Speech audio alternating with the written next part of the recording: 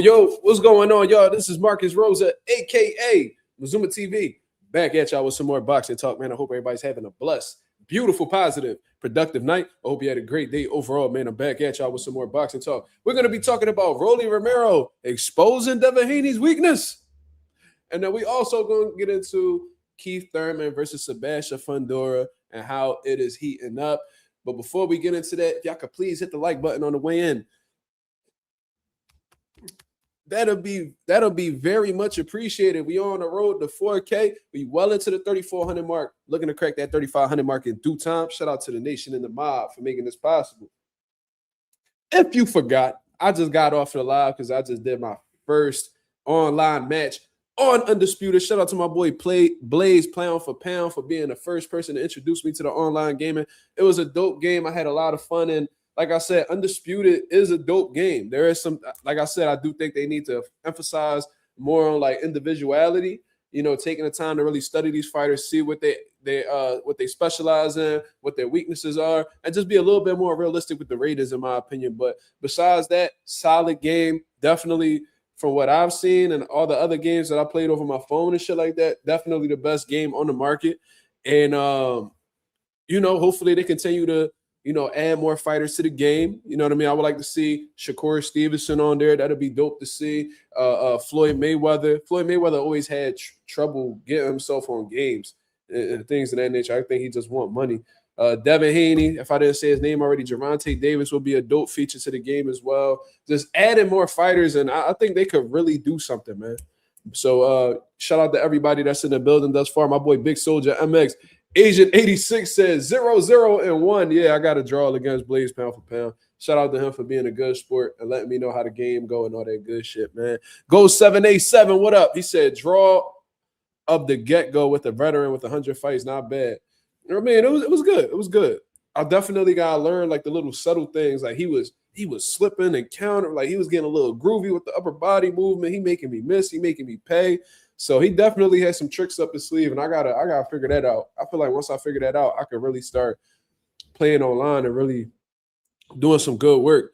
Because I understand the basics of boxing. You know what I'm saying? I know what punches to throw. You know what I mean? I know the most important punches. I know like little stuff like that. I'm pretty good at these fighting games. I was a beast on UFC Undisputed. I'm trying to tell you, I was really good. I had that game figured out. But Undisputed still got figured out. I only played it a handful of times, so work with me, y'all. Josue Hernandez, what up? Lorenzo and the motherfucking Benzo, what up? Jay Cash, Marissa, she said, nice gaming live. I appreciate that. That was just a little sneak peek. I'm looking to do more in the future, especially as I get more accustomed to the game. For you to draw the nigga with 100 fights is impressive. Let me emphasize that he said he was going to take it easy on me, so shout out to Blaze pound for pound. We're going to keep it humble over here. Let me see. Josue said Undisputed just really needs more updates. I agree. What's going on? What's going on? That was the first time I ever got a draw in the game, that's for sure. I want to buy a system just for that game. Well, that's not even my system for real. That's my girl. My girl's like a big gamer. You feel what I'm saying? So she's doing her little streaming on Twitch and all that. She's starting to get settled into all of that. You know what I mean? So if y'all want to follow her on Twitch, feel free. A tourney with subs would be dope. I mean, yo, look, man, I'm with it. Just let me get a little bit more time to acclimate, you know, to the game. Let me get my understanding of the game. Let me get a little bit more polished. And then we're going to get this shit popping. Yeah. We're going to get this shit popping. Oh. You know what I mean? I just know if I was as groovy in the game as I was in real life, niggas would be in trouble. You heard? Yeah. She said, my boy Jay, they said finding a girl that games is rare. Salute to you. She play and she good too. Like, she not one of them females that just be trying to play to just be unique and shit. Like, she really play for real. Like, she nice. I seen her on, what was that, Fortnite? I seen her carrying niggas on Fortnite. I'm like, oh, shit, she out. I thought she was just bluffing. No, she played for real. She all right. But anyways, shout out to everybody that's in the building, man. I hope you guys enjoyed that Undisputed live gameplay. But, of course, we're going to do what we do best, and we're going to talk this motherfucking boxing. Shout out to everybody that's in the building thus far. If y'all could go ahead and hit the like button, that'd be very much appreciated. You know what I'm saying? We definitely got it going. Let me see. I'm trying to pull up this video right now with Keith Thurman and Sebastian Fundora. They had like this, I guess you would call it like a media day. I don't know exactly what you'll call it, but I want to get into this Rolly Romero interview because I just found it so ironic that Rolly Romero was on that stage talking, and then we had my boy, what's his name again? Big Soldier MX coming through and saying that the fight's going to be announced on Saturday. We see Rolly Romero at the press conference or whatever you want to call it on a Wednesday, and it's like, why are you here if you're not a part of the card? So it looks like that Saturday announcement, it looks to be very realistic. So whoever Big Soldier MX's source is, it might be a credible source, but we'll see. You know what I'm saying? But anyways, let's get, I want to really show you guys this back and forth that Rolly Romero had. You know, shout out to Cam, shout out to Treasure Wilson. You know, they've been collabing with PBC, doing these interviews and stuff like that. Let me see. I'll find that segment where Rolly Romero makes this.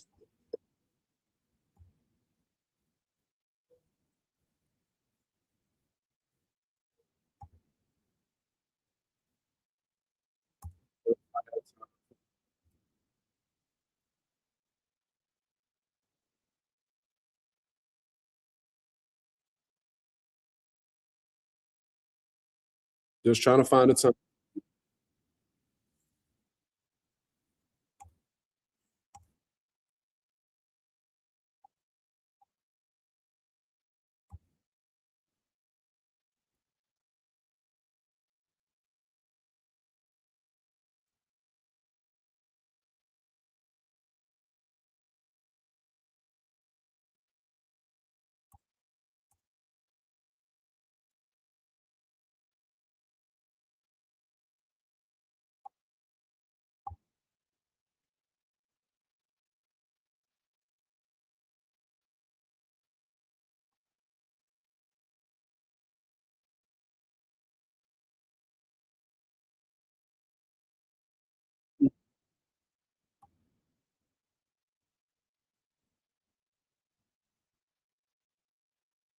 Found it.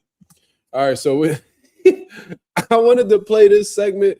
I don't really care to do like a live reaction to this whole thing because to keep it real, Rolly Romero's interview with Sean Santel, Cam, and Treasure, I felt like that shit was pretty awkward, man. I don't know what's going on with Rolly, but he's just been giving terrible interviews lately. Like it used to be funny, but now it's like he's not really doing. A lot of the times, he's not really doing his part in like fully answering the question. You know what I'm saying?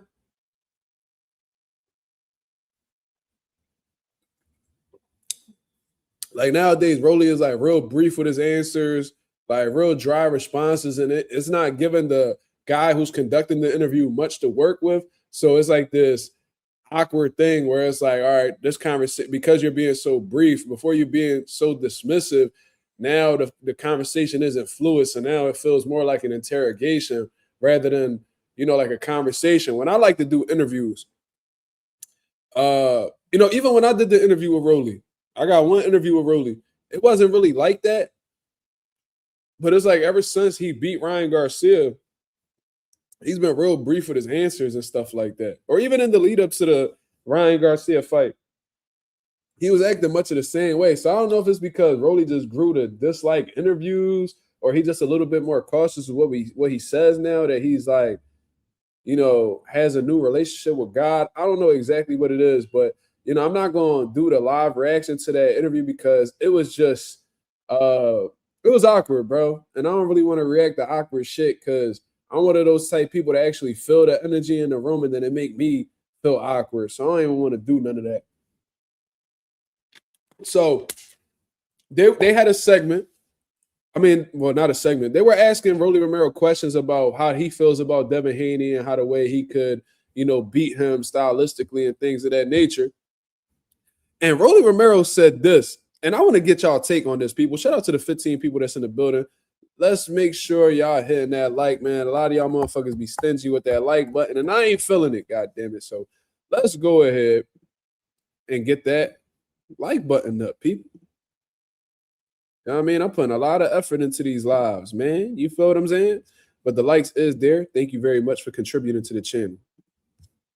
So let me go ahead and share the screen. This is the interview right here. And let me see who conducted this. This was Fight Hub TV. Shout out to Fight Hub TV. I'm gonna go back a little bit, and I'm gonna let y'all hear a little bit of the interview before he makes this statement. I want to know what y'all think, because I found this statement to be extremely ironic. So let's go ahead and hear it. Devin Haney. Okay. What? Gonna happen. What's going on? So if it's not Devin, and I know this probably is gonna happen, who else do you want to fight besides Devin? Devin Haney. Okay. Why does Romero? See, them type of answers is like you not giving the interviewer much to work with. So now it's like you creating a lot of dead moments during the interview, and that's not enjoyable for, you know, the viewers to see. Beat Devin Haney. Devin Haney likes to eat left hooks.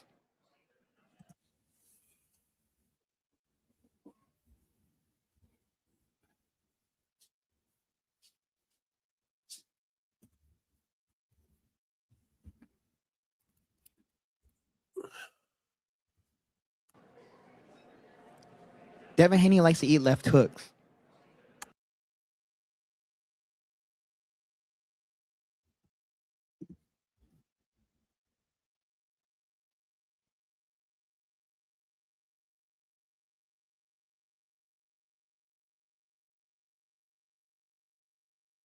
Devin Haney likes to eat left hooks, really?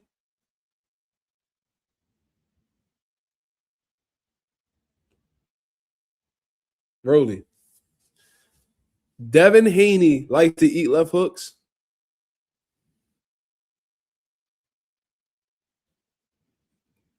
Really? My nigga. What, like the audacity of Rolly Romero? Not Ryan Garcia. Sorry about that. Devin Haney likes to eat left hooks. Rolly, who are you talking to? Who are you talking to? My nigga. You got the audacity to say that Dev eats left hooks? Bro, what do you eat, Rolly?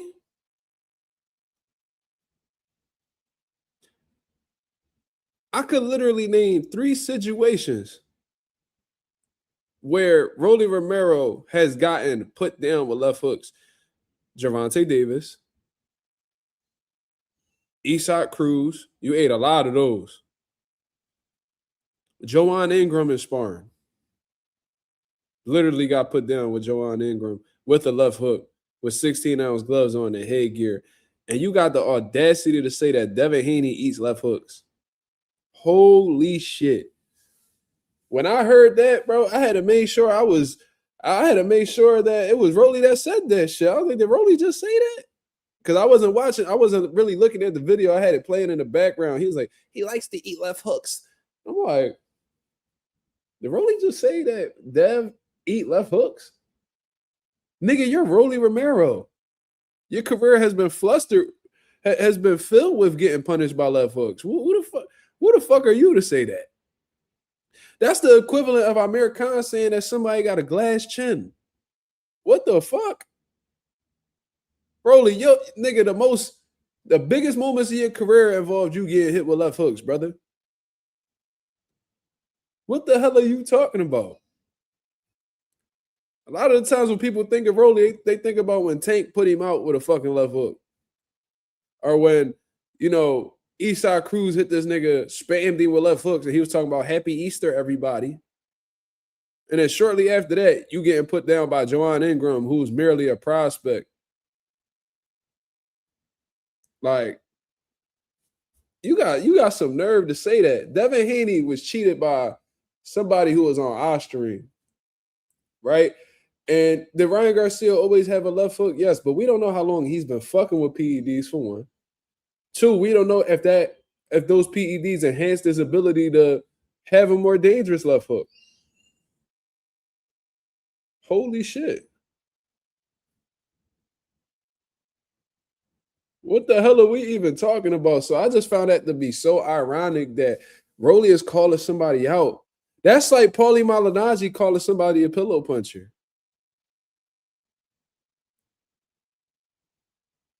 That's like Keith Thurman telling a nigga he can't take a body shot. Rolly, what the fuck are you talking about?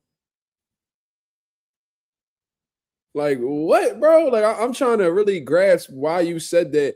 And I know damn well, Sean Sattel, as knowledgeable as a boxing mind you are, or just, what you like, boxing writer, whatever you are. I know in your head, it was like, Rolly, really? White Bull probably was like, really, nigga? Are you for real? Are you really saying that right now, considering what you went through in your career, that Devin Haney's a sucker for a left hook? God damn.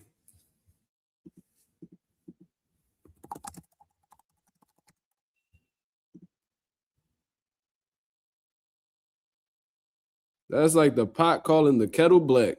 Ain't that some shit? Yeah, he definitely got rocked by Ismael Barroso too. We remember that, but the reality is he beat him, so we could just disregard that one. What I'm talking about, when you actually lost or when you got knocked down in your career, it was off of left hooks. So it's like not only knocked down, but like stopped. Like you got stopped by left hooks. So it's like, how could you ever come out your mouth to say that somebody's a sucker for that punch when you literally got, like, 2 of your losses, you got stopped by left hooks? Make that shit make sense, y'all. Make that shit make sense. I don't know exactly what goes on after this, but I want to see listen to how quiet the crowd got when he said that shit. Devin Haney likes to eat left hooks. I don't know if he likes to eat them. It might be, something you got to exploit. I don't know. I think he likes it a lot. Not against Brian Norman. Rolly, if he like it, you love it. Nigga. If Devin Haney like left hooks a lot, you love him. I'm going to just say that. And I'm going to keep it 1,000. I fuck with Rolly. We be talking and shit, but that shit don't make any type of sense. Because Dev got up off of them left hooks. There was times where the ref just waved that shit off. Both times.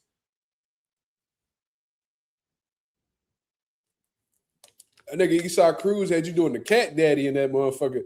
And you over here telling motherfuckers that Devin Haney he like left hooks. If he like them, you love him. Everyone was confused. Out of Pal said. He said everyone was confused. Facts. I was confused too. I'm over here chopping it up with my girl and shit. We eating. What the fuck? He said, what? Ain't no way. He just said that. I rewinded that shit. Like, oh no, we gonna talk about this shit tonight. So I don't know what the fuck Rolly Romero was on. And I'm sure the interview was horrible after this, because I stopped listening after a while. But very, very ironic comment from Rolly Romero. Let me see what else he say. Look good against Brian. Brian Norman ate his left hook. Respectfully. Yeah, it's a good win. Yeah, he ate Ryan Garcia's left hook like I don't know how many times, though. It's like he didn't adjust at all. They must have had a really bad game plan. I don't know. I think Bill came up with that game plan. You don't like the Haneys, do you? Yeah, it's giving that. Nobody in the Haney family. Let's move on, though. I like what likes me.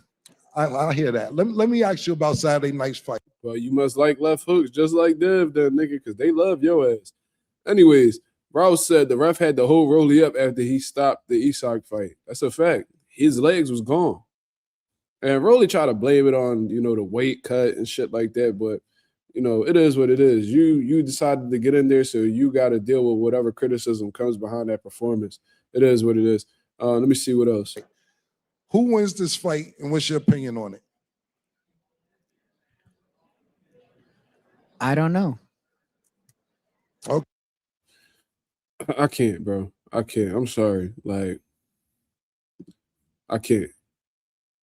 Yeah, like I don't understand why Rolly does that. That's weird, bro. Like, answer the fucking question, bro. If you gonna take the time to, like, if you just gonna do that, bro, don't sit on stage. Like, just don't go. Don't even take the time to do media. If you are gonna be answering questions like that, do not do media, bro. Just avoid it. Seriously, like, motherfuckers is asking you questions. They taking the time. They taking time out of their day to interview you too, bro. Like, you gotta be respectful of niggas' times. Like, if they gonna be sitting here asking you questions, bro, even if you genuinely don't know, answer it in a way where they can actually work with it. You know what I mean? You be like, yo, man, that's a tough fight, man. Like, Keith Thurman, he got some good things going on, but there's also some things that's going against him. Sebastian Fundora, you know what I mean? He has a lot of advantages, but there's some holes here that Keith Thurman can exploit. I really don't know what's going to happen. That's like a 50-50 fight. Okay. And then they could transition on to the next questions. It's just more fluid that way. If you had some consideration for the motherfuckers who's interviewing you. You know what I mean? And thank God I haven't had a horrible interview to date, man. Like, I have, everybody that I brought on the channel actually spoke. Rolly spoke. Bomac spoke. Breadman spoke. Mike Fox spoke. Thomas Lamanna, Bruce Carrington, a few different people that I had on the channel. Like, Dave spoke. Atifo Burlington. Like, thank God I've been great with selecting, these interviews. You feel what I'm saying? Because goddamn. Like, I just don't understand why he's taking that approach. Whenever I speak to him, I'm gonna talk to him about that, bro. I'm like, yo, your interview has been mad ass, bro. Like, you gotta put more effort into these interviews. Like, Josue Hernandez said you need to interview Berlanga. Nah, I got an interview I'm working on right now. If I get this interview, it'll be a really good one. Because it'll be a personal one for me. I ain't gonna lie to you. Like, it'll be one that I think I would genuinely enjoy doing. Just because me and this person came from the same area, you know what I mean? Similar backgrounds and shit like that. So if I get this one, it'll be a really good one. My boy Out of Pow said, what's up with Mercado? When you get him back, want to see him in the ring. I'm just waiting on a fight date, to be honest with you, man. I don't know exactly what Mercado got lined up. I got a direct line to him. Like, after the last interview, we exchanged numbers. I reached out to him. When was the last time I spoke to Mercado? Mercado had said some wild shit. Yo, it's funny? Rolly just texted me.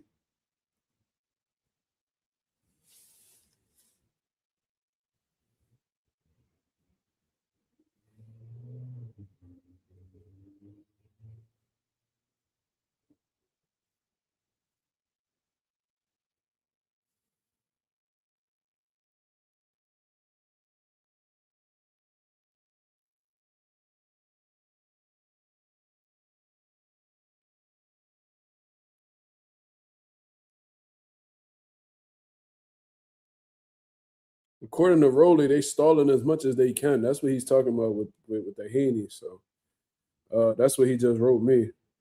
Hopefully that changes, or that's just not true at all. But regardless, we'll see. He ain't text me on no shit like that, yo. No, not at all. Rolly not that type bull. But shout out to the boy Slime in the building. Bro, this nigga Slime act like he don't be on the panel every day. This nigga be trolling. The Notorious, what up, brother? But anyways, man, yeah, like Tito Mercado, the last time we spoke, he said some wild shit and I was cracking the fuck up. Let me see. He had said some shit.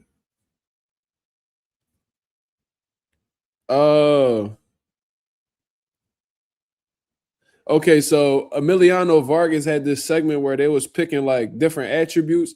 Like, if you had what fighter would you choose for speed? Which fighter would you choose for, different things? And Emiliano Vargas, when they asked him about chins, I forgot who he said. I don't know who he said for a chin. He probably said Canelo or some shit like that. And Tito Mercado wrote, how come you didn't pick your poppy's glass chin? Talking about Fernando Vargas.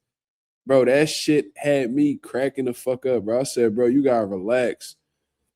And I said, bro, you gotta relax with the dead emoji. He said, I want to know, especially considering he got his dad's glass jaw gene. This nigga Tito Mercado be talking crazy shit. This nigga said, he said, why you ain't pick your dad's glass jaw? And then said that this nigga got a glass jaw gene. Oh my God, bro. He's a fucking asshole. I ain't gonna lie. But to answer your question, out of power, I'm just waiting for him to get a fight date announced. Hopefully, Tito Mercado is on Jaron Ennis undercard with Xander Zayas. Hopefully. You know what I mean? And if that's the case, Tito Mercado, you already know, bro. Like, most likely you're going to land in New York and shit like that. But if you anywhere near the city, you know where to come to, man. You know, Pivot Boxing Academy, you know, we always welcoming you. You know what I'm saying? A sing in the building. What's going on, brother? He said, Mazuma, you got Boots, KO, and Xander, or a unanimous decision? I think Boots stopped Xander late. I think he stops him probably around like the 10th round of the fight. I do think that Boots' precision is gonna take his course in the fight. I think it's gonna accumulate during the rounds. I can see Xander Zayas throwing like a jab to the body or something. I can see Boots shooting the right hand over the top and really hurting Xander. You feel what I'm saying? I can see Xander overcommitting and running into like a sharp uppercut to the body. Like I could see that happening. You feel what I'm saying? I could just see Jaron Ennis landing a sharp counter, hurting Zayas, and then getting a stoppage. I think Zayas will get stopped on his feet though. That's what I think. I don't think he goes out. I don't think he goes to sleep or anything like that. But I do think that he gets stopped on his feet. I think from accumulation, he's gonna get broken down. I think he's gonna get stopped. I think a 10th round stoppage. That's what I'm leaning towards. You feel what I'm saying? So we'll see. Yasser Ali said, you think they fighting at the theater or MSG Arena? I have no idea, brother. I don't even know the difference between the two. I've never been to Madison Square Garden, so I couldn't even answer that. But assuming that MSG Arena is bigger than the theater, I'm assuming. I don't know if they could fill up the arena. Maybe if they have a good undercard, maybe. But I think the theater would be the safer bet, in my opinion. Ghost said, damn crazy. I'm the only one in here who got Xander. Listen, there's nothing wrong with that. There's nothing wrong with that. Rolly just said that once he get this fight lined up, I'll hop on. Okay. No problem.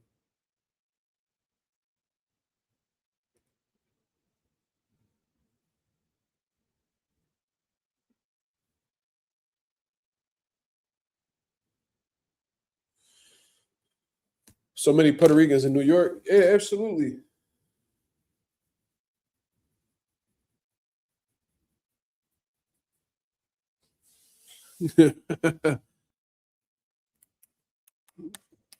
Go say, you know me, I don't mind going against everyone's pick. Done it before. Yeah, that's a fact. Ain't nothing wrong with that, brother. I actually respect that, to be real with you. But yeah, man. So that's my whole take on what's up. You streaming? But you took a break? Huh? Oh, are you about to start? No, Tito Mercado is not Puerto Rican. No, he's not. He's from Nicaragua, I think. He Nicaraguan, I think that's how you say that, and Mexican. To my knowledge. He's definitely not Puerto Rican though. But yeah. Yup. No, what's crazy is Ghost has been right about a few. That's a fact. Ray Floyd said, I can't wait to see Xander versus Boots. You see how this fight is taking over the streets, man? Boots was blocked, a blessing, and another door opened up for him. That's a beautiful thing. That's how you know God on your side. One door is shut, but another one open. Shout out to the boy Jaron Ennis. Well deserved, man. Shout out to Jaron Ennis. Well deserved, brother. You deserve every opportunity that's coming your way. I watched that man work his ass off to get where he is. So salute to him. See, y'all want to talk about Xander and boots. I'm over here trying to talk about Thurman Fundora. Well, fuck it. I'm gonna give y'all what y'all looking for, man. Y'all the nation. So yeah. As a matter of fact, damn, I didn't even bring up Xander's video. Cause this was hilarious. I ain't even gonna lie to you. That shit had me cracking the fuck up. I said, oh, this motherfucker Xander's a troll. I didn't know he had that in him. I ain't gonna lie to you, but we're gonna go ahead and play that video. Absolutely. Absolutely. He about to hit 400K followers too. That boy Xander building his profile, ain't he? Uh-huh. Let's go ahead and play this video. And y'all let me know what y'all think about this. Now, pay attention to the details in the video. It's pretty obvious, but I just want to make sure so most of y'all not sleeping on this. So, Xander Zayas wrote loading. So, let's go ahead, put the volume up, and let's see this video. This nigga got Tim's on, a.k.a. Boots. Getting ready for my next fight. And I want to wish a happy 28th to my favorite prospect.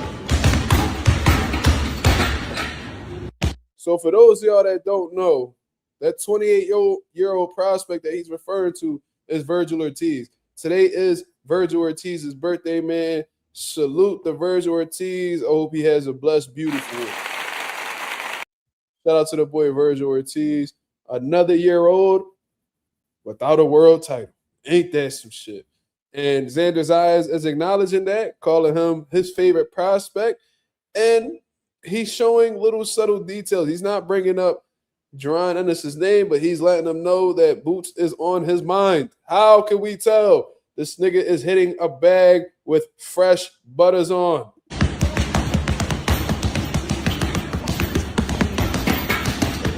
Getting ready for my next fight. And he really on some New York shit because the Timbs is unlaced. He ain't got them bitches choked up or nothing. So that might be a sign. Y'all let me know if I'm tripping. Am I digging too deep, y'all? I see the unlaced Timbs. I see the unlaced Timbs. That's giving New York vibes. That's giving New York vibes, people. Let me know if I'm tripping. It look like he got a little New York swag on them Timbs. I be seeing niggas choking the butters all the time. I don't see Xander doing that, though. That's letting me know something. Let me know if I'm tripping. Let me know the butters is unlaced, ladies and gentlemen. What the fuck is going on? What the fuck is going on? Let's go, champ. That's right. That nigga out here tripping with the butters on. Them bitches is unlaced. Shout out to my boy Shannon the Cannon. He from New York. He know what's going on. I'm the champ, and you the chump. Butters unlaced, ready to go. Saying that he getting ready for his next fight. Nigga, he's in camp now. But he wants to let Virgil Ortiz know something. Look how the way he looking at that camera. Troll in full effect. Troll in full effect. That nigga loves to troll Virgil Ortiz for some strange reason. Let's continue. And I want to wish a happy 28th to my favorite prospect. And it's probably because Virgil Ortiz was trying to flex on Xander at one point in time. Didn't want to give him an opportunity. And now that he has a world title, Virgil looking with his hand out. Fuck out of here. Fuck out of here. They rock Timbs of Philly also. Duh. We know this, man. We know this. I keep the black Timbs and the butters on me regularly. But that is New York swag. I ain't gonna lie to y'all. That is New York swag. You know, New York is one of the fashion capitals of the world. You feel what I'm saying? So a lot of this shit, a lot of like these fashion trends that people currently, you know, partake in, a lot of that shit had New York influence on it. That's where hip hop originated. You know, New York is responsible for a lot of things. When I think New York, I think Timberlands, y'all. So, you know what I'm saying? Maybe I'm just, you know what I mean? Maybe I'm just digging too deep. You know what I'm saying? Maybe the Timbs just mean boots. But the way he had them bitches, you know what I'm saying? The way he had them bitches set up, the way he had them styled, he probably ain't laced the bitches because he wasn't really wearing them. He probably was just wearing them for the video. But the way he has some New York swag on them motherfucking Timbs, you heard? Marissa said, Mark, do you have an autographed glove by Boots? Yes, I do. Right over here. Yes, I do.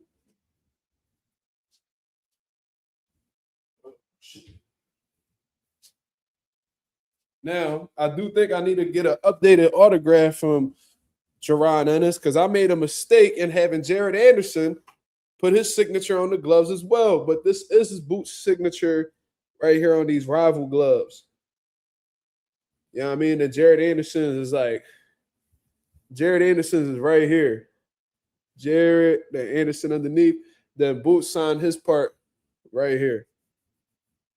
I also have Bam's signature on the other rival glove. You know what I mean? Got pictures to prove both signatures did come from the fighters. So if I was to ever sell them, they could be worth something. You never know. Yes, sir. Yes, sir. No Tim's on the left coast. It's Chuck Taylor's all day. We've been through that era a few times. Chuck, nah, Tim's will always be the wave over here. Hey, we've been through that Chuck Taylor phase. Y'all still going through that shit? I remember when Wiz Khalifa had them Chuck Taylor's back popping. I remember he had that Taylor gang shit. Everybody in Philly was wearing Chuck Taylor's.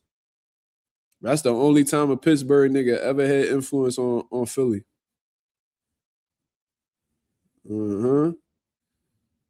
Jay Cash said, I just need a day. Oh, Jay Cash popping up. Ooh, wee. I wish we could have a situation where we all sit together, though. That'd be dope, man. That'd be dope, but it's probably going to be hard to organize all of that. So, it is what it is. Do I got Xander winning any rounds versus Boots? If he does, it's going to be some of the early rounds. You know what I mean? I just don't. Boots is one of those guys, in my opinion, that gets stronger as the rounds go on, especially after he has somebody figured out. If Xander's going to have any moments, it's going to be in the early rounds. But, if it was to go to the scorecards, I'd probably give Xander like 3 rounds. Probably 4. But that's just my opinion. Yeah, New York definitely made Tim's. But like in Philly, like Tim's are mandatory. Like you gotta have them. But you know what else Philly niggas used to wear too? We used to wear ACG boots.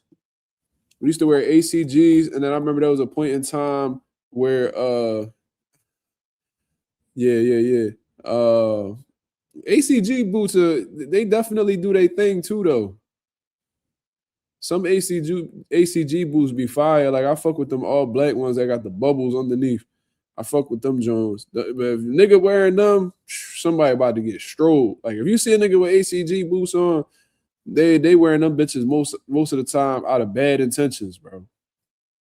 But just say that. And then I remember when polo boots was trendy. That's when I was a young boy though. The Ralph Lauren polo boots. Oh my God, that shit was. I ain't gonna lie. Looking back, that shit was corny. But yeah, man. I remember when polo Ralph Lauren boots was, popping. I remember polo, everything was popping. Like if you had some polo boots back in the day, you was that nigga. I never had polo boots. I ain't had the money to keep up with them niggas, but yeah.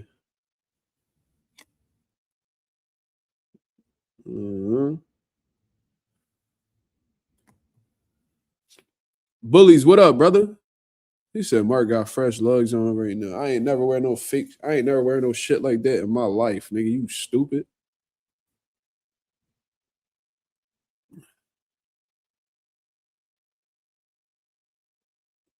True Religion was real drip back then in like 2013, 2016.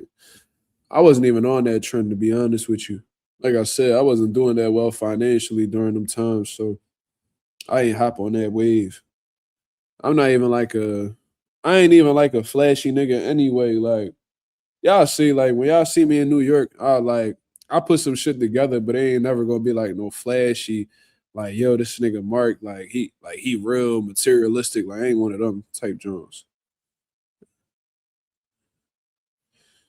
You talking about Marissa? We call him Pooh. So when you say Derek Ennis, a lot of people not gonna know who you talking about. So I'm assuming you because you know Bosey's name is also Derek. You know what I'm saying? So Pooh is named after Bosey. He's a junior, right? So you gotta make it clear who you talking about. You either talking about Bosey or you talking about Pooh. But regardless, he said 2-weight unified champion coming soon. That means that they got some shit locked in. So all we got to continue to do is push the fight. You know what I mean? Because I had reached out to one of my homies. I was like, yo, what's up? You know, any updates with Boots? He's like, bro, ain't no need for an update. Just keep pushing the fight. So I'm like, all right, bet. So that sounded real optimistic to me. So, you know, that's Xander Zayas with his little video. I'm going to play it one more time for the people that just coming into the building.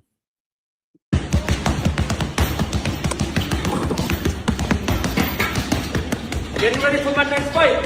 And I want to wish a happy 28th to my favorite prostate. I like that, man. I like that. I ain't gonna lie. Combinations look crispy too, man. Shout out to Xander. He look like he already, you know what I mean? He already clicking. So hopefully he don't overtrain or nothing like that. You know, take it easy, my friend. Take it easy. So shout out to the boy Xander Zayas. I really hope he gets that shit done because he keeps alluding to Jaron Ennis' name. Boots ain't been saying shit, but Xander been doing little things to insinuate that Boots is on his mind. Pause. You feel what I'm saying? He put the Boots emoji when he said he just started camp. You know what I'm saying? I see him hitting the bag. He got Tim's on. So he going to keep doing that shit. He going to keep doing that shit.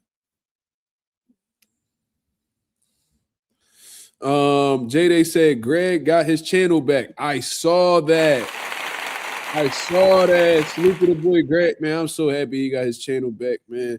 I ain't gonna lie. When I first heard that, bro, I was really upset about that because that shit wasn't even like for him to get his channel taken down, and he literally had no intention on violating any, rules. You know, his intention wasn't to violate any community guidelines. He happened to bring somebody on that was on some weird shit. He can't control that. He can't control that. Niggas is weird. You feel me? So I'm glad that he got his channel back. You know what I mean? Because I was hearing Greg talking about like he ain't even want to try again, bro. If you had 20,000 subs, if you had 20K plus subs, bro, holy shit, and you lost that channel, bro, that shit would destroy me, bro. I only got 3,400. They delete my channel tomorrow. I'm like, bro, what the fuck? Like, I'm not even gonna want to do none of this shit. I'm gonna keep it real. I'm like, bro, I'm not about to be struggling to get back. That shit gonna take forever to come back from, bro. No. So now if I fucked up on my end and that caused my channel to get taken down, it is what it is. But that shit was out of Greg control. He can't control that these niggas is weird. he can't control that niggas is weird, guys. Like, so apparently I think while he was on his channel, some nigga came on his live and like started playing corn. You know what I mean? And of course, YouTube don't play that shit. But if they reviewed the fucking video, they would see that shit ain't had nothing to do with Greg. He got trolled. So I'm glad, somebody made the right choice. You know what I mean? Was fair and gave him his channel back. You feel what I mean? Now, Greg was doing that on his own. You know what I mean? You bought that. It is what it is. But he didn't. So, I mean, I'm glad he got his channel back. He worked real hard to get there. So salute to the brother Greg for getting his shit back. We gotta get Greg back on the channel, man. I keep saying it. I just be so busy, bro. But let me shoot for Friday. I got off Friday. You know what I'm saying? Maybe I could do something early where we can interview Greg. You know what I mean? Talk about what's currently going on in the sport. You know what I mean? We ain't speaking probably about a year. The last interview with him, that's like when the last time I did an interview with Greg, that's when like Turkey Al-Sheikh first started, making these big fights and shit. So it's been a while. So it's a whole lot that's going on. So me and him will have a dope conversation. Actually, I would like to invite Greg to the studio. What y'all think? I'm gonna invite Greg Hackett to the studio. Why we gotta do it over StreamYard? We could do an interview live at the studio. I think that's a great idea. I'm gonna see if he want to do that. If he's not able to do that, then we can just do it over StreamYard. You know, it ain't no thing. It ain't no thing. I'm gonna reach out to Greg. You know what? I'm gonna reach out to him right now. I'm gonna reach out to him right now. Let's reach out to him right now.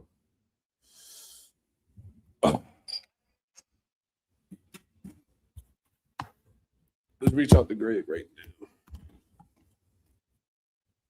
Doing this for y'all, man. Y'all know I don't really be wanting to do interviews all like that, but I mean, I fuck with the nation, so why not? Why not?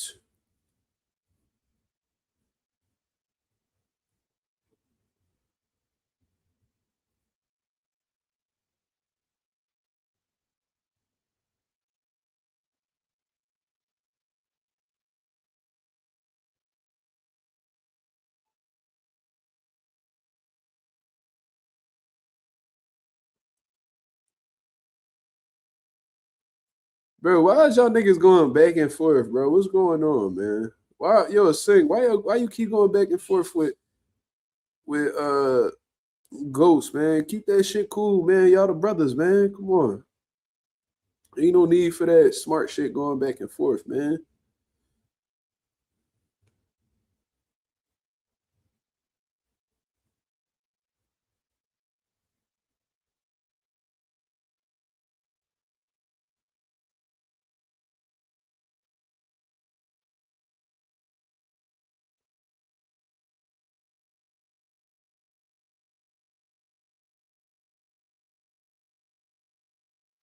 Is that the name? I'm not gonna say the studio name all loud.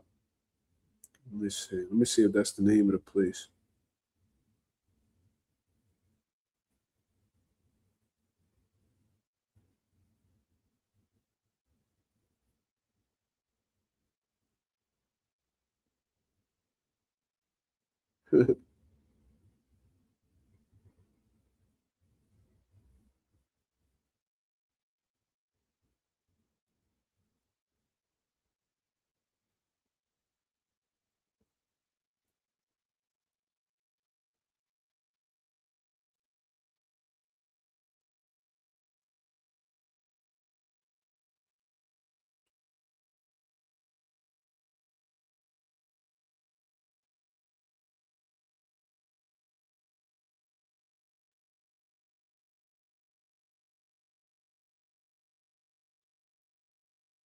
All right. I just reached out to Greg. So we wait. Now we wait. Yo, Mazuma, can I be a mod? What y'all think, y'all? Josue been around for a little minute. What y'all think? Where Anonymous at? My boy Anonymous. He the shot caller when it comes to the mods. You know what I'm saying? Depending on how Anonymous feel. If Anonymous feel like, you know what I mean, you worthy, we put you on, brother. If he feel like, you know what I mean, you need to wait a little bit, you know what I mean, then we could do that too. It's all up to him. You got ask Anonymous. Trick said I should be mod. You know what I mean? You gotta ask Anonymous. Whenever you see Anonymous in the chat, ask him. Ask him his top 5 boxers. Who you talking about, Greg? But I'm glad, you know, all in all, I'm glad that Greg got his channel back, man. That's a beautiful thing. What's a mod? It's a moderator. So it's the ones that had the wrenches in the chat. They control, you know, we haven't had trolls in a while. Shout out to the mod squad. You know what I'm saying? Because for a while, you know, there was like 3 lives in a row where we just had nonstop trolls, bro. So I'm getting death threats in the DM and all. It's like, bro, shit don't even be that serious, bro. Niggas is weird. Oh, Josue, who your top 5 favorite boxers, bro? But what if he like 5 niggas that I don't fuck with? That don't mean he don't deserve a wrench. Yeah, Greg, yeah, he don't bother nobody. He talk his boxing. He say what's on his mind. And that's it. You know what I mean? The niggas, I be seeing niggas trying to downplay Greg a lot, bro. And I ain't gonna lie, when I like You know, Greg got me blocked on Instagram to this day for some shit that I did when I was young bulls. We was going back and forth. But in all honesty, that was just on some, competitive shit. You know what I'm saying? That wasn't personal or nothing like that. But, you know, niggas done grown a whole lot since then, bro. That shit was well over, that had to be at least 10 years ago. So, you know what I mean? We cool. But real experience, brother, very intelligent, great insight, great takes. You know what I mean? And that's hard to come across because a lot of these niggas takes be dookie. You know what I'm saying? So yeah, whenever we collab, it be dope. So yeah. That's 215 said Mazuma, you cook on Auntie Sko's son not getting that title shot. For what I understand, they're saying that Luka's body need more time or something of that nature. So they delayed it. And apparently Auntie Sko not too happy about that. But my whole thing is, what about when you pulling up out of all these fights? You know what I'm saying? Why you want everything to be on your time? See, Auntie Sko and them acting like they have the ultimate say-so already. They already flexing. They already trying to flex as if they this A-side or they world champions when they ain't even get the belt yet. Wait your fucking turn. You know what I'm saying? He ain't telling you no. He just saying he ain't ready for the moment. So if you want that opportunity, Luka's body deserves his spot just like you do. You know what I mean? Do what the fuck you got to do as a team to go ahead and figure out some type of date. Niggas not going to be on your time 24/7. It's like that nigga really got like some feminine diva energy right now. I don't know exactly what the reasoning is, though. Yo, Anonymous, if you in the building right now, brother, Trix is asking for a wrench and Josue is asking for a wrench. If they worthy, let me know. If they not, it is what it is.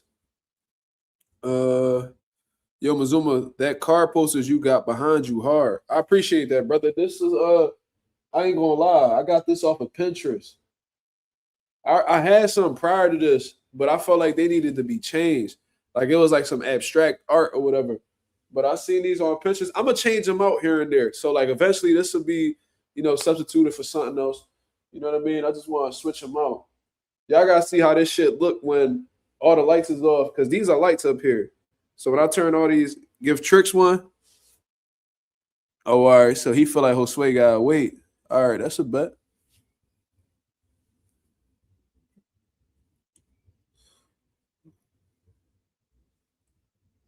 Give Trix one. That's what we gonna do. Ain't nothing personal, Josue. You know what I mean? The reason why I'm so uptight with these wrenches is because I had somebody with a wrench before and they blocked like everybody that didn't deserve to be blocked. You feel what I'm saying?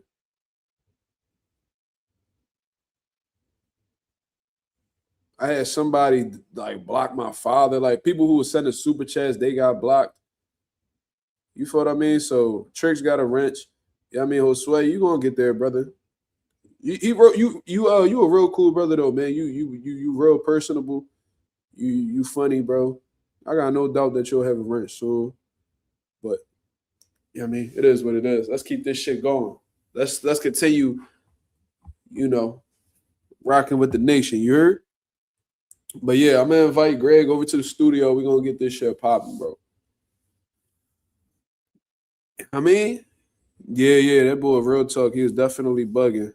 I couldn't believe it. I was like, bro, what the fuck? As soon as he got exposed, started drawing. I had to go back. I had to go to the graveyard. Unblock, bring all my people back from the dead. I had to take his wrench. It was weird, bro. Shout out to my boy Blaze, pound for pound. He said, great scrap, brother. I appreciate that, man. Thank you for working with me. Definitely gotta learn a little. I gotta learn how to hey. You know what I mean? I gotta figure that out. Make her walk downtown for some cheesecake. No, we ain't gonna make him do all that. It ain't that serious. It's just a wrench. He said, link, or I'll give Josue 10 seconds time out. This nigga's a piece of shit. My fault. I didn't even see that, brother.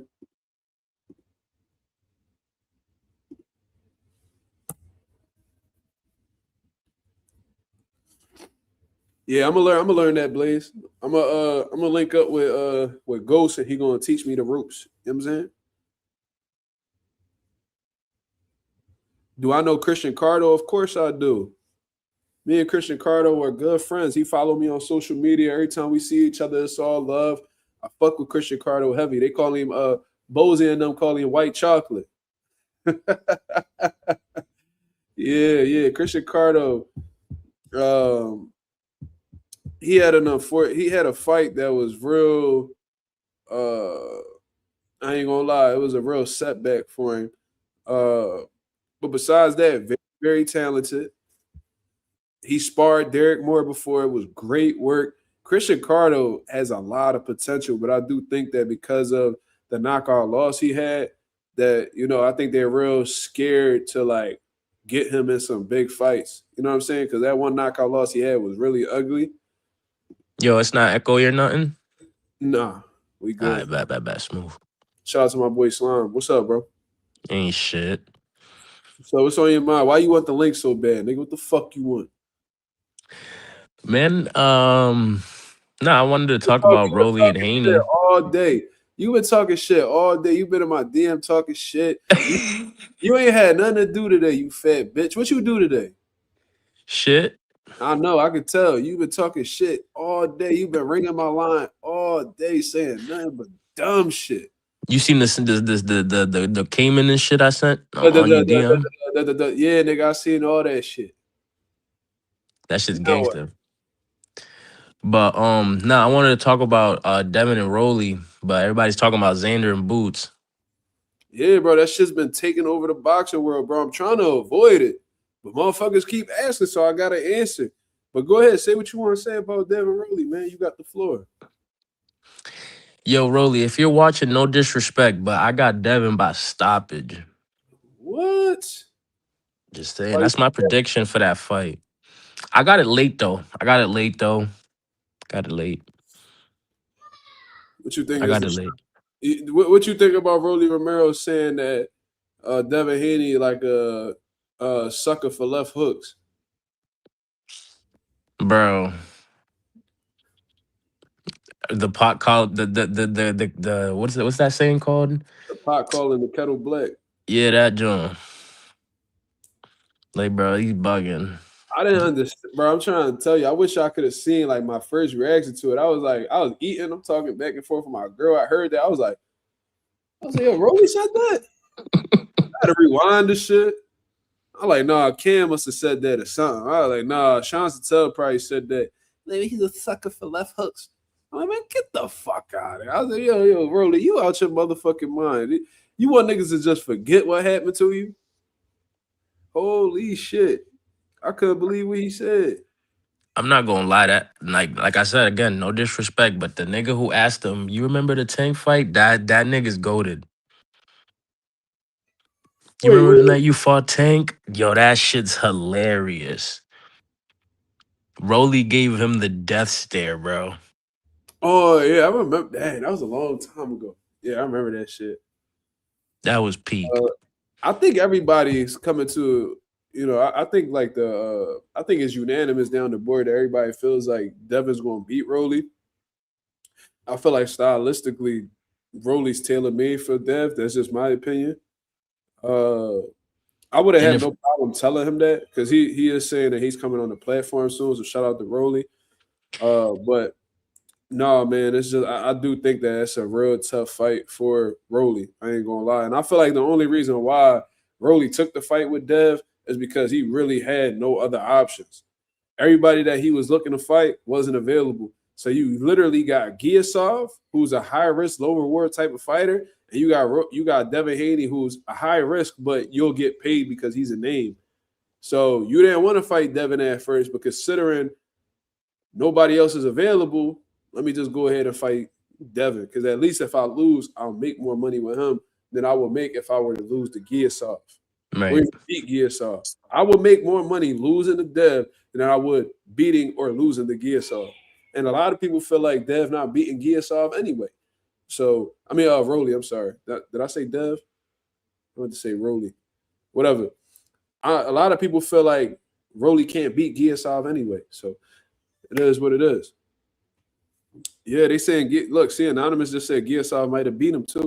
So why take that chance? If there's a likelihood that this nigga could beat you for short money, and you got a nigga over here that could beat you for good money, where you gonna go? I'm taking the good money. Exactly. You be a fool to do otherwise. Like if you do that, that just means that you scared of the nigga. Like there's no other way to put it. But And hey, if you somehow catch Devin and spark him, bro, you on top of the world. let me see. Tricks in the building. He said, who is more likely to win, Xander against Boots or Rolly against Devin? Ooh. I'm gonna say Rolly against Devin. Mm-hmm. Rolly against Devin. The reason why I say that is because Rolly could really crack, and Devin has been hurt multiple times in previous fights. So I do think that Rolly has a stronger likelihood of beating Devin by landing a big shot in comparison to Xander, outboxing Boots. Because I just don't see Xander landing a flush shot on Boots and knocking him out. I just don't see that happening. I don't think Xander's punching power really like that. I'm not saying he's a pillow puncher, but I don't think he got like that one shot knockout that'll put Boots out like a light. I don't see that happening at all.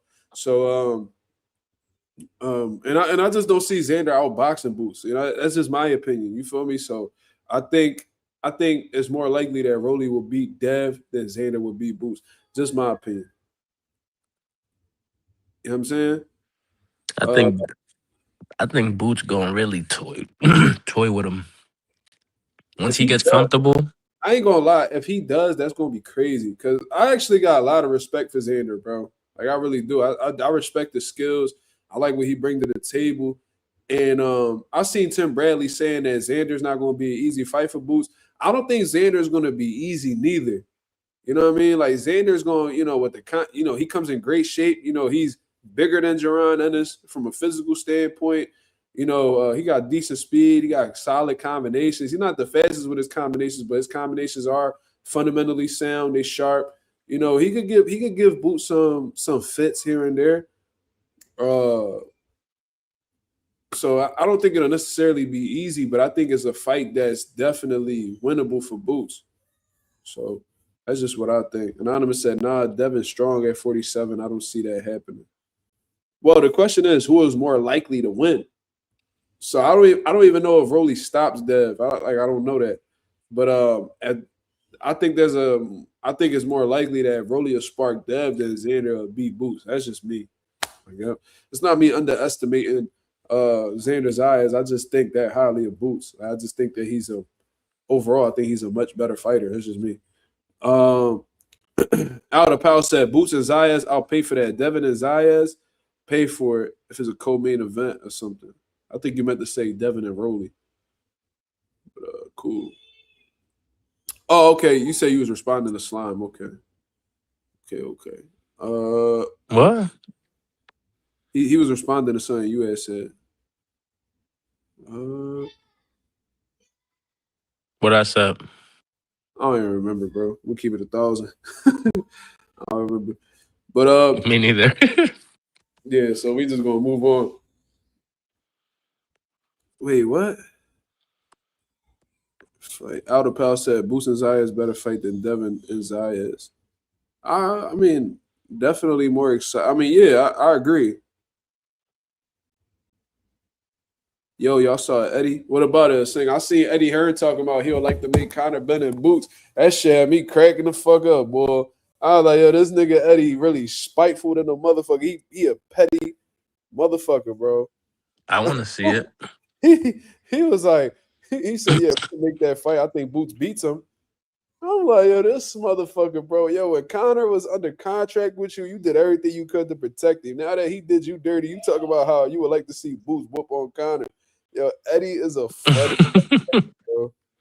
Man, he said, you want to fuck me over, yeah? That nigga want to send Jaron Ennis right his way to beat Conor ass. I ain't gonna lie, though. I would love to see that. I would love to see that, bro. I was talking about as soon as Eddie signed with Matchroom. I mean, as soon as Boots signed with Matchroom, I was like, bro, I need to see Jaron Ennis whoop Conor Ben ass, bro. Like, I wanted to see that so bad, but, Conor protecting. Eddie protecting. You know what I'm saying? Trying to keep him away. Trying to shirk him down to 147 when he ain't been there in years. Just so he won't have to fight Boots. Whole time, this nigga kind of been planning a way to get the fuck away from your stupid ass while you claim he's so loyal. You ain't even have a contract with him. Eddie a goddamn fool. I ain't gonna lie. I thought he was better. I thought he was smarter than that.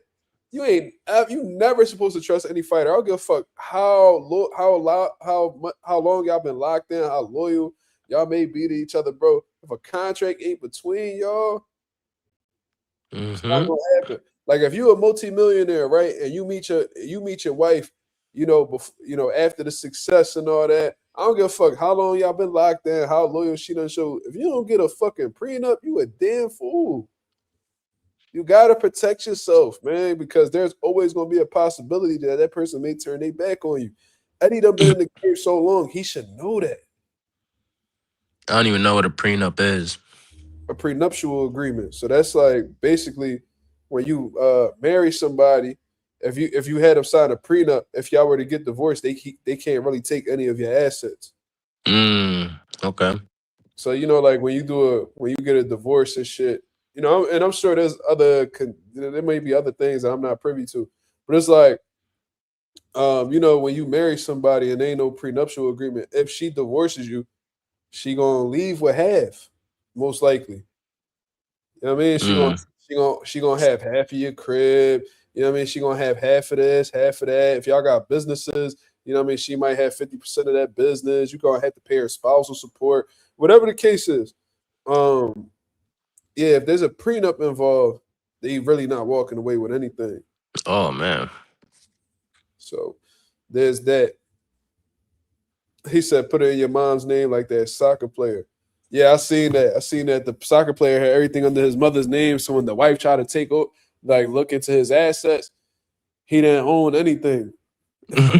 Gangster as fuck. Yo, you know what I thought was dope as fuck too? Eric Spoelstra, right? The boy who's the coach for the Miami. I don't know if he still is, but he was the coach for the Miami Heat. He was finalizing a divorce, right? And the Miami Heat waited for him to finalize his divorce so they could get this nigga a stupid contract, bro. Like they strategically waited so the wife couldn't get any of that shit. And I think that shit was 9 figures too. I think that nigga made $100+ million. Gangster, they fuck with him heavy. Hell yeah, they had his best interest. Hell yeah. That was dope. That was super dope. I know she was sick. She was like, "Fuck, God damn it." Yo, you ever seen that video of some bitch? She was mad. She was wearing a red dress. She was mad happy that she was getting a divorce and shit. And the whole time that nigga didn't have to pay child support, nothing. bro, I done seen a few things like that. And I ain't gonna lie, I don't want to talk too much about them topics because that shit is triggering. So I try to stay away from them type conversations. But bro, I done seen it all, bro. I done seen all that shit like with court and all that, and how these it be men too. It be the men too. A lot of these parents, bro, these husband and wives, they be real spiteful. They be real malicious, bro. Like, they be see what bitterness can do to a person. The lengths people will go to when they bitter or they not happy with how the way things ended. Like, bro, that's the worst shit in the world, bro. I wouldn't wish that shit on my worst enemy, bro. I ain't even gonna lie to you, because that shit, that's a different type situation. Like if you like a deadbeat or whatever the case is, or like you like this horrible person, then fuck it, like whatever, you deserve it. But for the average person, man, don't nobody deserve to be going through that bullshit, bro. Men don't win in marriage. If you protect yourself, you do. You just gotta, you know what I'm saying? That's why I tell everybody, I don't give a fuck how long you've been locked in with your shorty or whatever the case is, bro. You have a child with them, get a fucking paternity test. I don't give a fuck how much that baby look like you. I don't give a fuck if that nigga got the same name as you. I don't care if y'all niggas got the same. Me and my son got the same birthmark behind our head. Literally, I got this red like circle on the back of my head. My son literally got the same birthmark. He looked just like me when I was a baby. Like if I was to show you my child picture, his child picture, we look a lot alike. So I knew something. I knew that he was mine. But you fucking right. I got a paternity test for my son. Hell yeah, because you never know. I don't give a fuck how locked in you is with your girl. Your girl could be attached to your hip the whole time you with her. Get that fucking reassurance, man. Man, I'm glad I know my daughter's 100% mine. Yeah. You never know, bro. So get that motherfucking reassurance, bro. You know what I mean? You know how many years, you know, these niggas be taking care of these kids for years. And come to find out, they ain't even them kids not even theirs. Mm-hmm. Those videos on the paternity courts, that should be breaking my heart. Bro, every time, bro.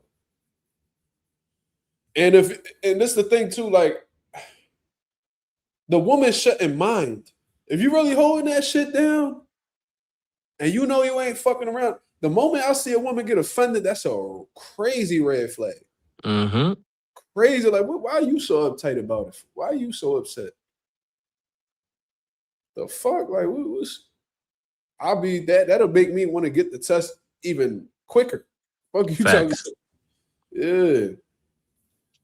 Shit, I said I ain't gonna get into detail, but I definitely did that paternity test. I got the I know them DNA centers is like, man, we wasting our motherfucking time because they sent me back them results ASAP.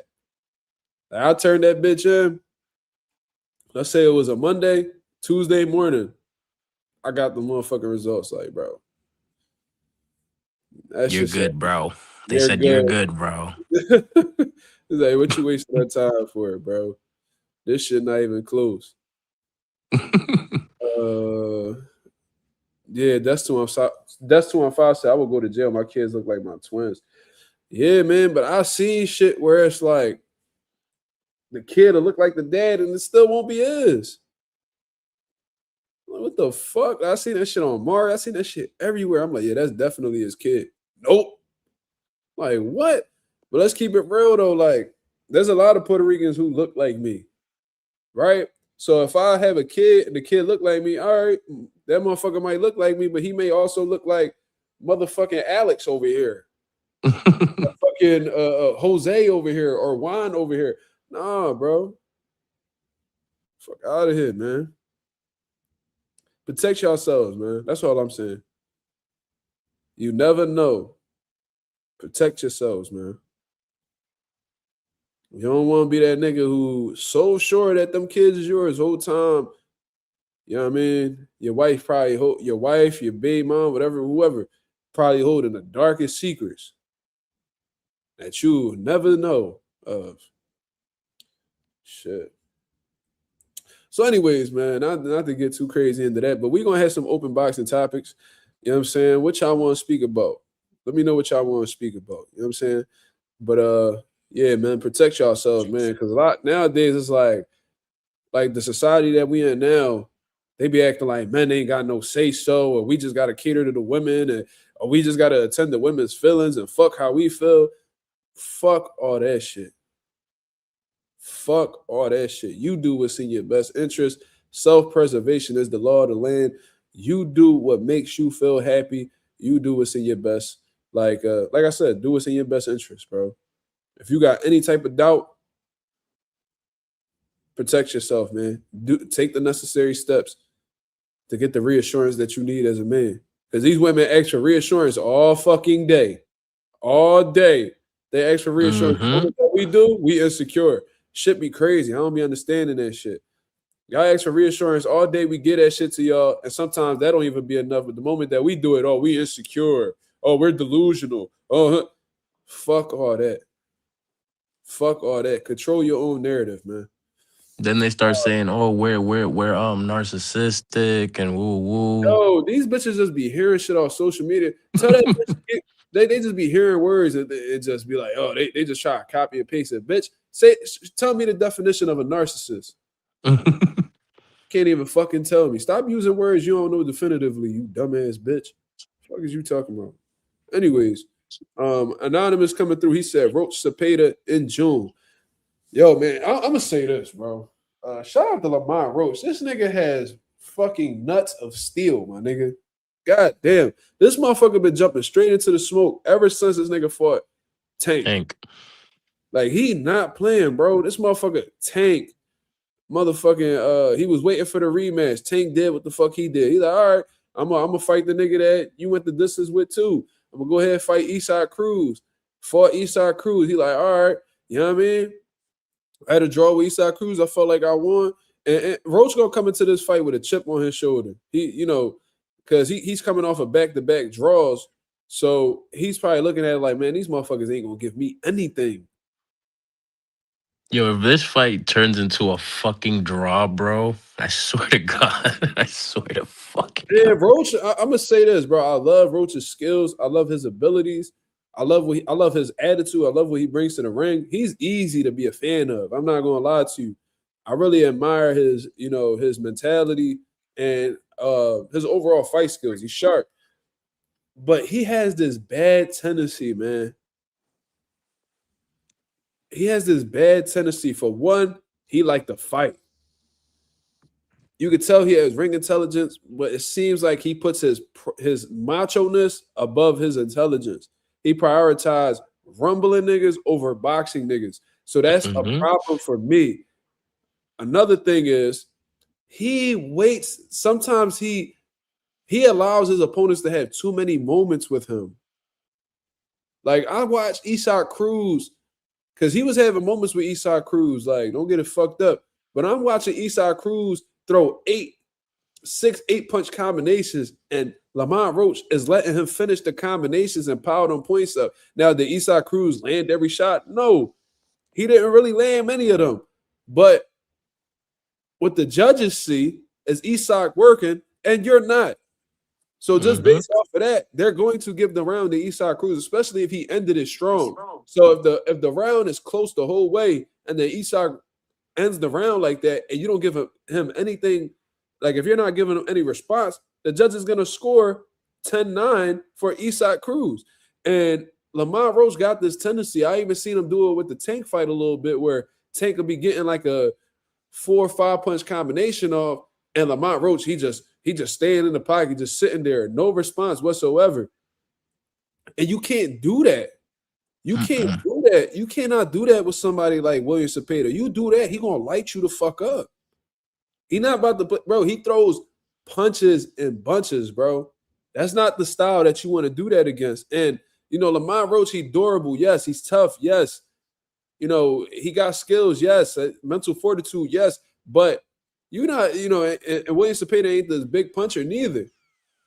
But it's like you're not about to sit here and accumulate all this damage against no Cepeda neither, because that's how you get stopped.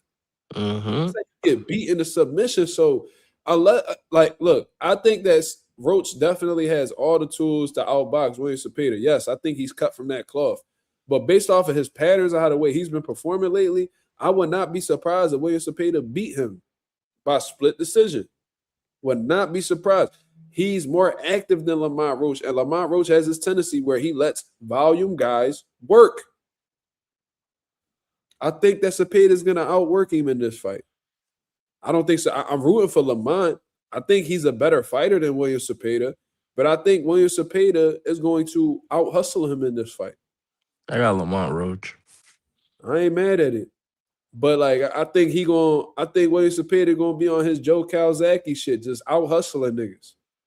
And Cepeda's gonna come with a chip on his shoulder too, coming from a loss. Yeah, because they think they probably looking at him as him being an opponent. But I think Lamont Roach got the bigger chip though. Cause I ain't gonna lie, like a loss is terrible, but draws are like kind of embarrassing too. It's like, fuck, man, like I ain't win, I ain't lose. Like I just had a tie with this nigga. But you're coming off of them back to back in the biggest fights of your career. So like you haven't defended, even though I think he beat Tank, everybody know that. And I think he did enough to beat Isak too. The reality is he didn't beat neither one of them guys. You've been in 2 big fights, you ain't win neither one of them. You ain't lose, but you ain't win neither. So now they're giving you another opportunity against one of the top lightweights in the division. So what you gonna do? You can't afford to lose this one. You can't afford to get another draw. Like, there's no way, bro. You get a third draw, niggas is gonna be clowning you. Clowning you heavy. Niggas already clowning you. Niggas saying Roach by a draw. Like, how the fuck that work? Niggas said Roach by a draw. I'm like, God damn. All right. Yeah, I was bugging. yeah. Y'all see Ali said, how you see Abdullah Mason versus Key fight going in your opinion? I do think Keyshawn Davis is a bit more polished than Abdullah. I think Abdullah needs a little bit more I think he needs a little bit more discipline defensively, man. Abdullah sit a little bit too much in the pocket for me. I think he gets a little too greedy. I think he gets overly aggressive. And it's almost like he goes into this mode where it's like, I guess you could see it like a rock'em sock'em situation or like a take one to give one. Like you don't necessarily need to do that. I've seen Abdullah getting corner instructions, and then I'll see him following the instructions, which turned out to be the easiest parts of the fight, but then he'll lose focus and go back to banging with him. So I think Keyshawn a bit more polished for him right now. I think Keyshawn's more mature. Even though I don't see Keyshawn fighting Abdullah anyway, I think he's just clout chasing off of him. But I do think if they were to fight, I would give the edge to Keyshawn because, he's more mature, he's more experienced, and I do think that he would take advantage of Abdullah Mason's aggression. I think he'll use his aggression against him. What? This nigga Anonymous said niggas started calling him Drawmont after the Pitbull fight. Dramont? That's crazy. Dramont Roach. Yo, he said Justin Jackson said he gonna get a draw like Blaze and Mark. Yeah, for sure. You ain't see that shit, Slime? I did a live gameplay on Undisputed earlier, and I boxed Blaze pound for pound, and we fought to a draw. I had Sugar Ray Leonard. He had Terrence Crawford. Oh, you guys did that when you were in the studio? No, we did that shit right before I went live. Oh, word. Yeah, I was sitting in my room and I was playing the drum. It was a good back and forth. I got some shit to work on, but once I get that, we definitely gonna be running these drums. So my record on Undisputed right now is 0-0-1. That was my first online game. That's not bad. Yo, that motherfucker Blaze had over 100 matches. Damn. Yeah, bro. He be on there. Man, wait till I get a system, bro. I'm gonna fuck you up. Justice said you actually got robbed because that one judge edged you. Yeah, one judge had me winning, and the other two had to score the draw. Majority draw. Yep.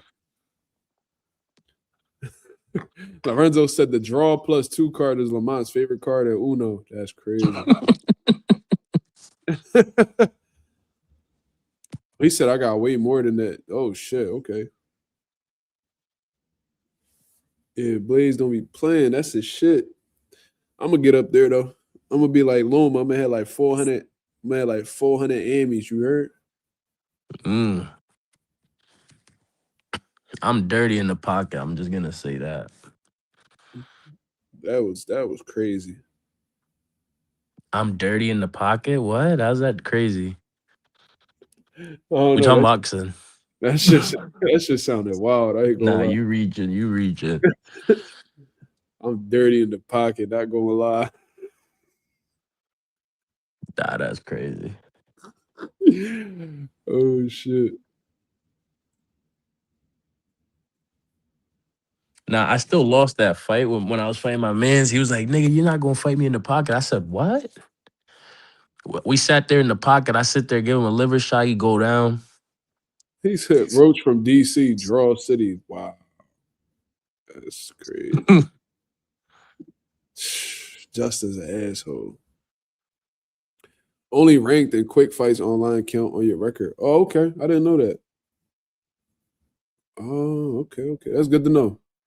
It's good to know. See, that's how you know I ain't really familiar with the game. You gotta do a live one day. Not a crazy long live, but like, you know what I mean? And play the game with Blaze and Ghost, because I know Ghost got the game too. Yeah, Ghost said he want to run it with Blaze. So I want to see that shit. I want to see that shit too. But let me see. What else we talking about? But Cepeda and Roach, great fight. Great fight. Hopefully there's some type of belt. There needs to be a belt on the line for that. Like a WBC interim belt or some shit like that. Oh shit, my nigga Blaze said he don't turn nothing down but his fucking collar. Fuck you talking about, Ghost? He said he don't turn down no fades. Yes, sir. You don't want none of this, Blaze. Nigga, you ain't even got a game. Nigga, you ain't even got a system. Get your shit together, bro. Oh shit, Blaze said he said I'm downloading that shit right. So you ain't even got the game, Ghost? He probably re-downloading it. Why would he re-download it if he played already? Probably deleted it to play something else. What?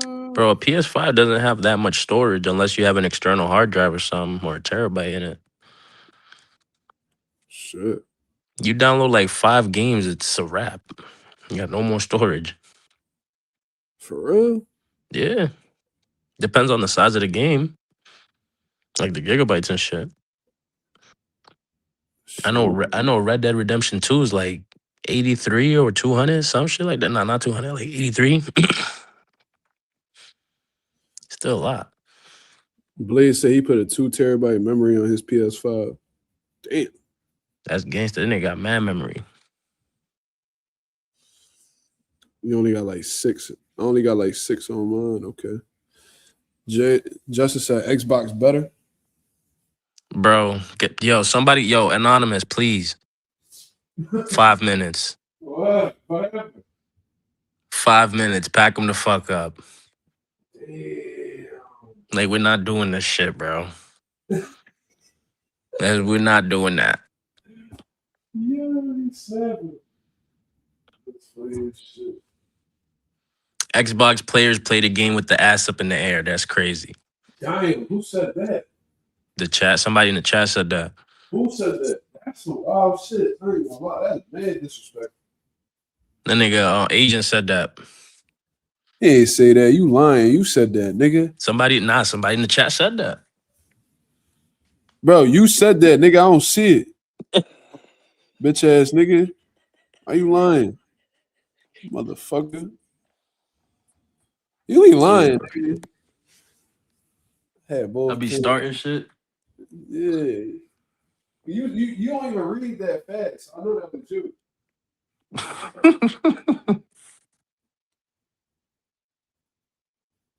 Let me see. You had both consoles PS5. I had the 360. I ain't never had an Xbox. This nigga Justin Jackson said I got a game cast. That's you gotta know that movie, understand that. Malibu's Most Wanted. I got a game cast. I said I got a game cast, nigga.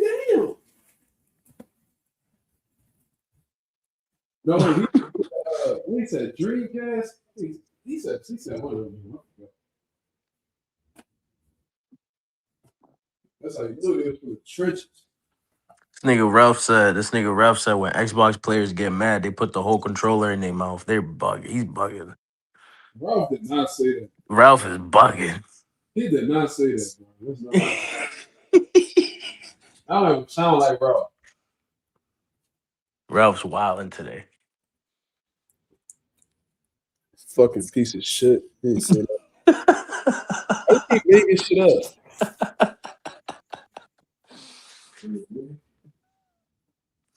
Yo, I'm dead.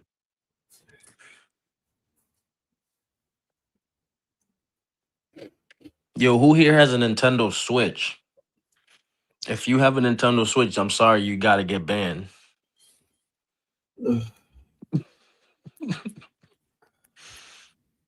Nah, this nigga got a pink Switch and all that. I know that's your girl's Switch, nigga. Yeah, it is. She got 2 of them, I think. My girl really a gamer. I'm trying to tell y'all niggas. This nigga Mark got 2 PS5s, 2 Switches, an Atari. They got Nintendo 64. Bro, I got a GameCube at my mom's crib. I'm about to This bring that nigga, shit over. this nigga only got Crash Bandicoot for the GameCube. No, you got me fucked up, nigga. I definitely had Crash Bandicoot though. But I had Knockout Kings 2003 on there. See, those boxing games was the shit when you had Lennox. That's a classic. Hell yeah, bro. That's like one of the very few games that got Floyd Mayweather on it.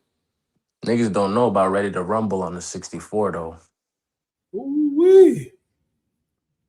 I'm about to see if my mom still got it. She probably threw it away. Yeah, now the GameCube is expensive as shit when you get them online. They mad valuable. Hell yeah, all that shit's valuable. Yeah, I remember I had the slim PS2. I wish I had kept it, but in college I needed money, so I sold that shit to some Mexican boy. I was selling everything on Facebook Market, bro.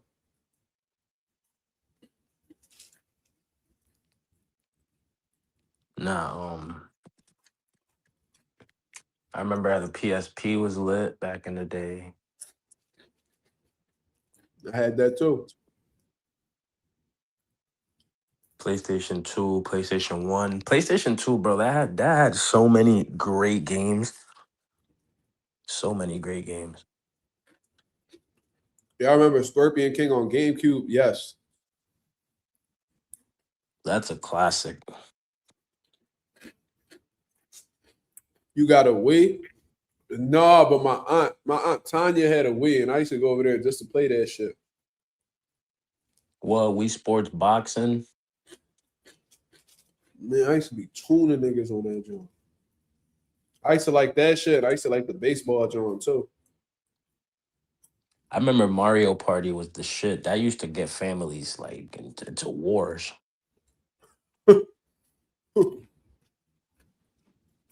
You can play that shit on the Switch too. We were playing that shit on my TV. The Switch is technically a Wii. Wii Sports is definitely goated.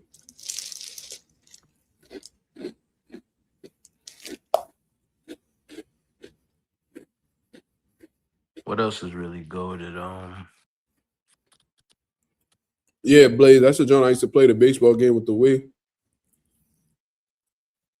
Yo, what was Guitar Hero, bro? Guitar Hero could have been on any system, really. My best friend, boy Justin, when I used to be at his crib all summer, he had Guitar Hero. I was getting really good at that shit, bro.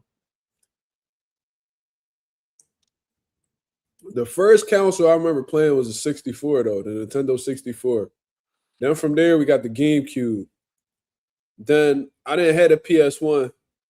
I went straight into the PS2. I had the PS2 for a long time. Then I started fucking with the Xbox 360. Then from the 360, I started playing the PS4. Then after that, I just stopped playing for a long time. What the fuck happened to my PS4? Oh, never mind. I ain't gonna say what happened to it. But I ain't gonna say what happened to it, but Nigga broke that shit. No. It's still around. It just ain't in my possession.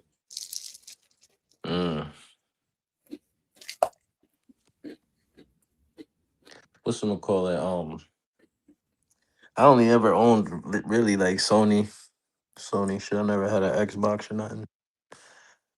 Shit was lame. 360 was fire, bro. I ain't gonna 360 was only cool for Halo. That's it. Halo 3.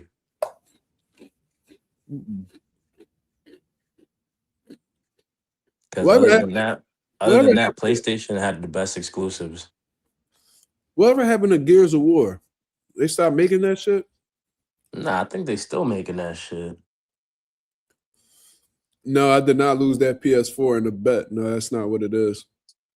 I'm gonna just say that it was stolen. I'm gonna just say that.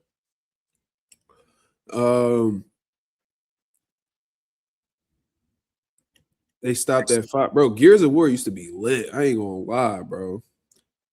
Like I used to be playing that shit on my homie game system. That shit was fire. I ain't gonna lie. I used to enjoy that shit. Nah, my shit was Uncharted. Yo, you know what was my shit? Assassin's Creed, bro. Mm-hmm. That's another classic. Bro, Which one was your favorite though? I'm gonna tell you right now. Hold on. I don't remember the exact like. Mine's was so I was playing. I like the Brotherhood John. That shit That's went. two. That shit went hard. I ain't gonna lie. Yeah, Ezio Assassin's was my Creed. nigga. Ezio was my nigga though.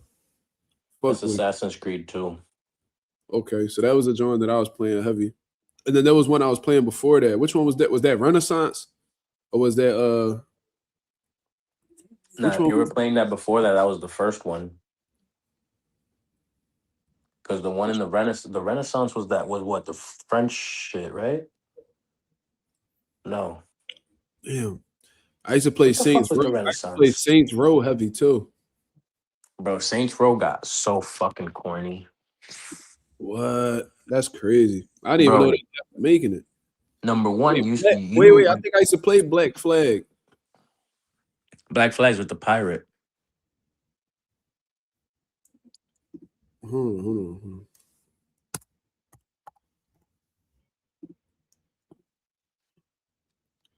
No, I didn't play that one. But the played one I every remember, the one that's most memorable to me, because I had a few different Assassin's Creed. The Brotherhood one was the one that stuck with me. But bro, I was, my homie Justin got me into Assassin's Creed. I never played that shit. Then I seen him playing it a couple times. Like, yo, this shit low key lit. I remember Prototype. Prototype was fucking gas. Prototype was like, if you never seen that game, it's like a nigga. He was like a scientist, right? He had like a valve containing a virus. They shot him dead, and he fell on top of the virus because the shit fell on the floor. And he fell on top of that shit. And as they were trying to dissect him, the nigga woke up with like crazy ass powers, like shape shifting abilities type shit. What the fuck? Yeah, that game is fire. And then like Who be coming up with this shit? Activision did. Activision did that game. They need to make a part 3. But Assassin's Creed 3 was was a great game. I fucked with it because it was in Massachusetts. That shit was fire. Boston Tea Party and shit. Oh shit, I'm seeing a video of Errol Spence and Brian Norman running together. Okay. What's up? I was reading this wild ass fucking. Let me see if I can find this shit. Bro, I seen this shit on Twitter and that shit blew my mind, bro. What's my favorite movie of all time? You know what was my favorite movie of all time for a little bit, bro? It was Forrest Gump, bro. I don't know why. That shit was always my favorite fucking movie. I don't know why. I had like my little comedy movies too. Like I was heavy into like Ice Cube movies. So, Friday After Next. I watched Friday After Next time and time again. What had me cracking the fuck up was niggas was acting like Friday After Next ain't a Christmas movie. I'm like, it's clearly a fucking Christmas movie. They're like, no, it ain't, man. It's a black movie, bro. So what the fuck, nigga? It could be both. The fuck is you talking about? It's a black Christmas movie. They be trying to single out black people so bad. Should be cooking me.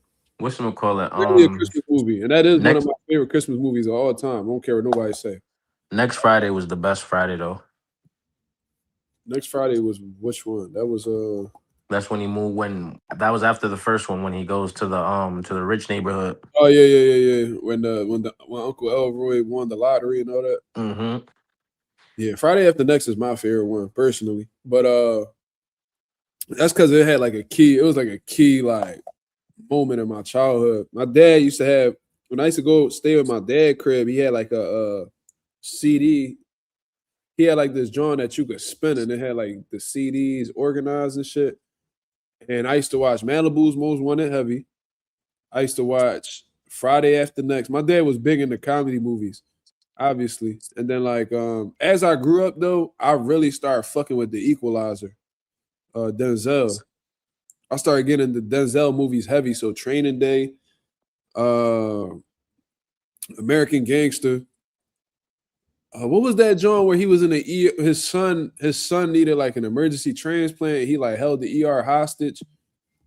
Forgot what that shit was called. He held the ER hostage. What the fuck? Yeah, that was a good ass movie, bro. It was called John Q. John Yeah. Wick movies are fire. The John Wick movies are fire. John Q. I fuck with John Q. There's a movie called Philadelphia that Denzel was the lawyer in. Good movie. Denzel's a great actor. Bro, Man on Fire, a signal what he talking about. I like Warriors. The Equalizer 1 and 2. I watched 3. 3 was dope too, but it didn't compare to 1 and 2 too well. I liked how the way I liked all 3 of them, but number 1 and number 2 is both fire to me. Like this nigga took out a Russian cartel by himself. Shit was fire, bro. I enjoyed it. Bro, Training Day is crazy. Yo, Malcolm X was definitely one of his best films, yo. Facts. Denzel did his thing with that joint. Speaking of that, Muhammad Ali by Will Smith, fire. Yeah, it was a good movie. I like the George Foreman movie. That was a great movie. I didn't get to watch that. That's a great fucking movie. Oh, but Will Smith, I didn't even peep. Will Smith looked like a young Muhammad Ali. He played that shit so well, bro. He had Muhammad Ali down pat.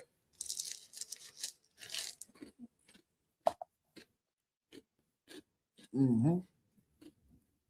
But there was a movie called Philadelphia with Tom Hanks and Denzel Washington. Good ass movie. Of course, I fuck with what was that movie with Michael Clark Duncan and Tom Hanks? The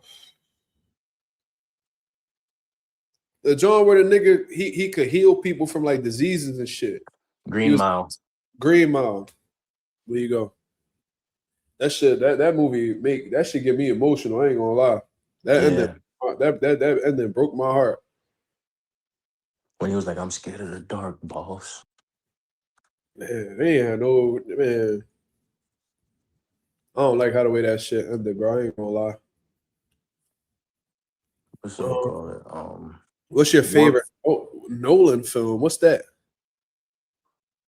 What's that Nolan film? What's that mean?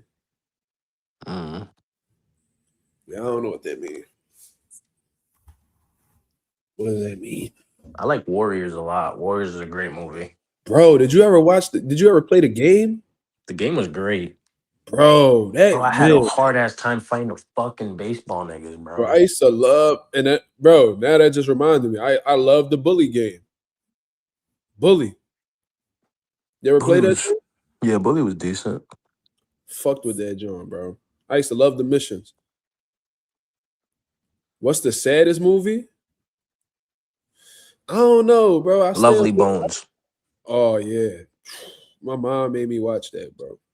Now, I'm the type nigga that when shit get a little bit too emotional for me, I stop watching. That's just me. Saddest movie? I ain't gonna lie, Forrest Gump get me a little emotional too, though. Like when his mom died, bro, she was like, what she told, she said, because Forrest, he obviously was like, he wasn't the smartest person, obviously. So he had to talk to him like he was a kid when he was a grown man. And she was dying. I don't know if she had cancer or whatever. And she just straight up said, "I'm dying, Forrest." She said, "I'm dying." And then she said it so gently in a way that he could understand. And she was like, "My purpose in life was to be a mother," and all, bro, that shit crushed me. So then she died, right? So then he chasing this little whore Jenny around the whole time. She doing all this whole shit. She over here fucking with this nigga, fucking with that nigga. Whole time, Forrest Gump, the only one that really got her best interest. She ain't noticed until she was washed up, and ain't nobody want to deal with her no more. Forrest Gump get her pregnant when he finally hit. He have a kid with the shorty, and then by then she's sick. She dying.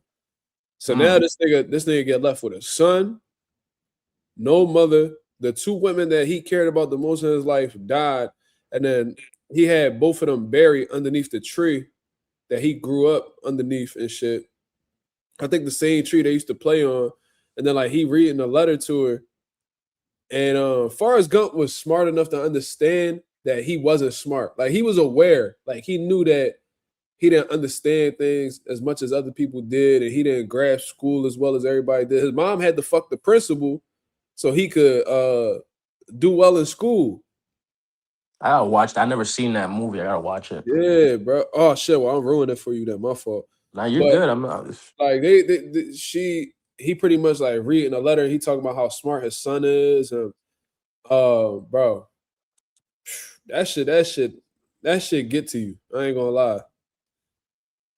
Stupid is and stupid does. Yeah. Forrest Gump, one of the best movies I ever watched. But the message at the end was it was pretty much trying to figure out like what's the meaning of life and shit like that, or like what's the purpose of life. Let me see. Let me look it up real quick.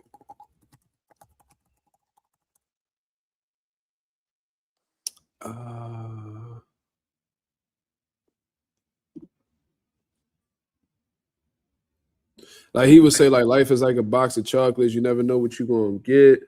So like one of like the themes in the movie is like destiny versus chance. You know what I mean? He was trying to figure out whether life was like already written for you or was it just like a random series of events and shit like that. So it was such a dope movie. I ain't gonna lie. She talking about sound sad. Didn't you didn't you watch Forrest Gump with me before or no? She don't never like what I like, so she like I'll suggest a movie, I'll put it on, and she don't even care about it. But she be wanting me to watch the bullshit she like. That's women. That's just women. That should be frying me. I ain't gonna lie. Like, bro, why you want me to watch? Like, you want me to watch the shit that you like, but then when I try to show something, I try to watch like the it was Green Mile. Okay, Yeah. You ever seen I think it's called Hacksaw Ridge with Andrew Garfield? Mm-mm. And he's saving a whole bunch of people. It's based on a truth. That movie's fucking gangster. Straight fucking gangster. Yo, Andrew Garfield's a great actor. His Spider-Man, he's the best Spider-Man hands down. Bethany say y'all like horror films. My girl do. I ain't gonna lie, I don't really watch movies all like that. Like it's rare. Yo, Forrest Gump did a lot of shit. This nigga had a full ride to college because he played football. This nigga joined the military, was in the Vietnam War, got a medal of honor because he got shot in his ass when he was saving his lieutenant.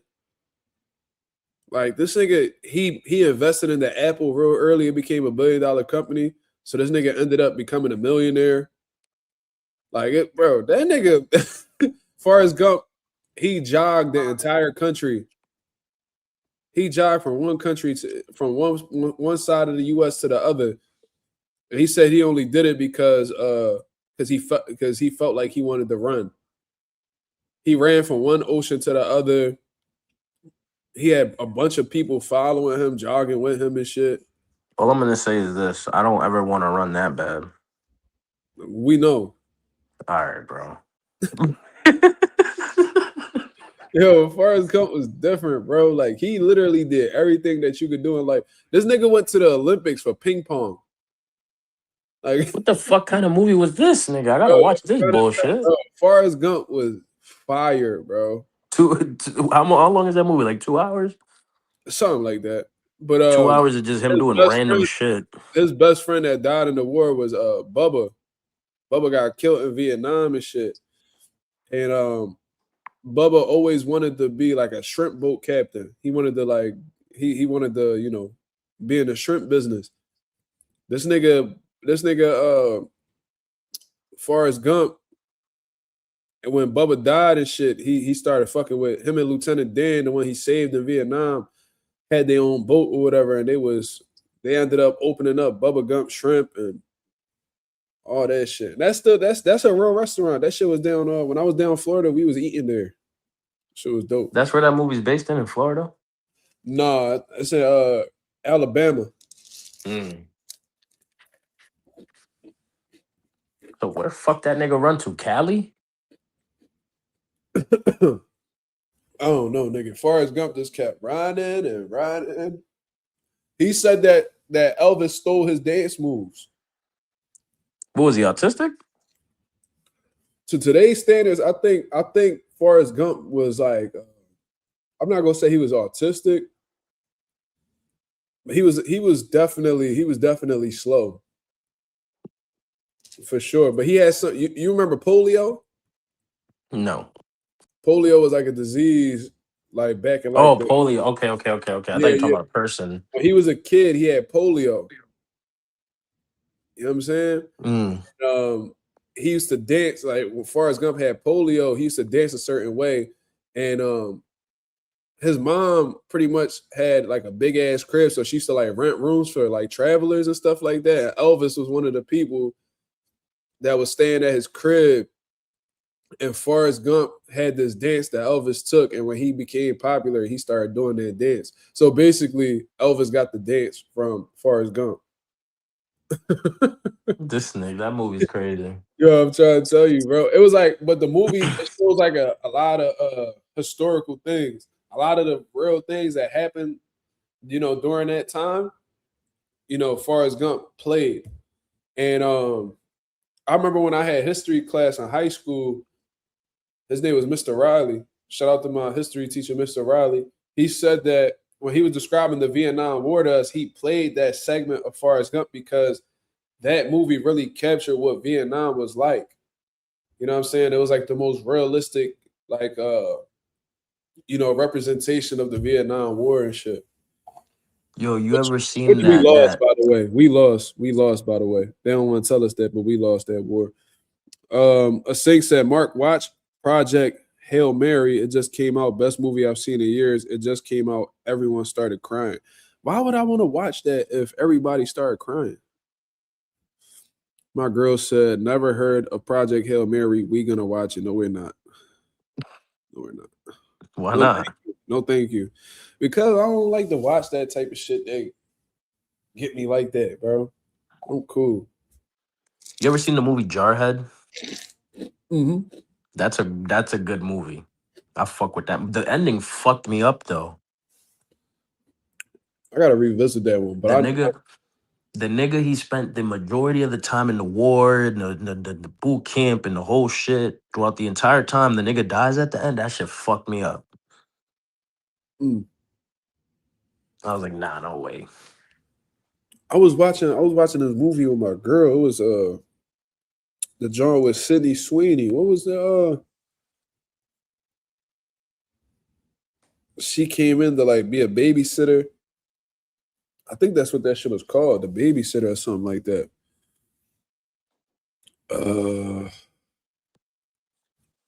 Sydney Sweeney got hired to be a babysitter for this crazy ass wife or whatever. The wife, it's called The Housemaid. Yeah, that shit kind of fucked my head up too. Because Bull played a real innocent role, and then he was a fucking psychopath, bro.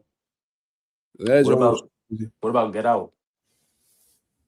I didn't watch that, John, but I heard about it. I seen all the memes about that shit. Nah, that shit got crazy. That shit threw me for a loop for a second. I'm like, what the fuck is going on? What was this? What about Roots? Everybody's seen Roots. I don't think I did. You've never seen Roots with Kunta Kinte? Oh shit! Yeah, I saw that. That's fucked up. The nigga kept running, trying to escape. Nigga, they ended up catching him for the last time. Cut half of his foot off. What's that, John? Like, what's your name, boy? Mm-hmm. Yeah, that's just kind of triggering to me too. I ain't gonna lie. I'll probably just be taking shit too serious. I don't know. Then there was a movie with Leonardo DiCaprio and Jamie Foxx and Samuel L. Django. Jackson. Never seen that movie, but I seen the memes. I saw that. Yeah, I saw Django.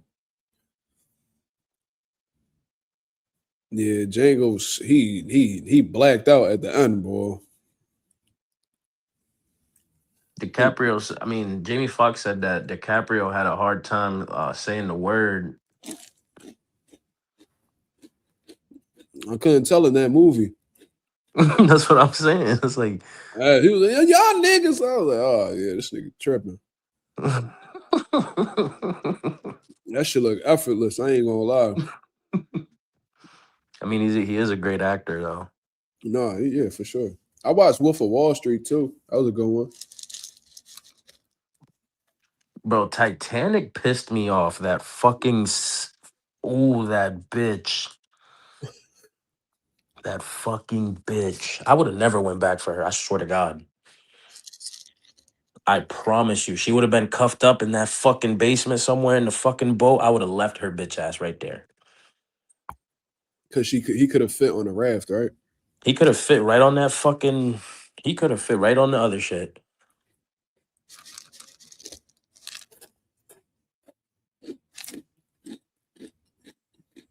Mm. And then the fucked up part is, as soon as he let go, them niggas, the people came to. I was fucking mad as hell. Damn, a Sing really want me to watch this shit, nigga. This your movie? Wait, what we talking about? What was you on?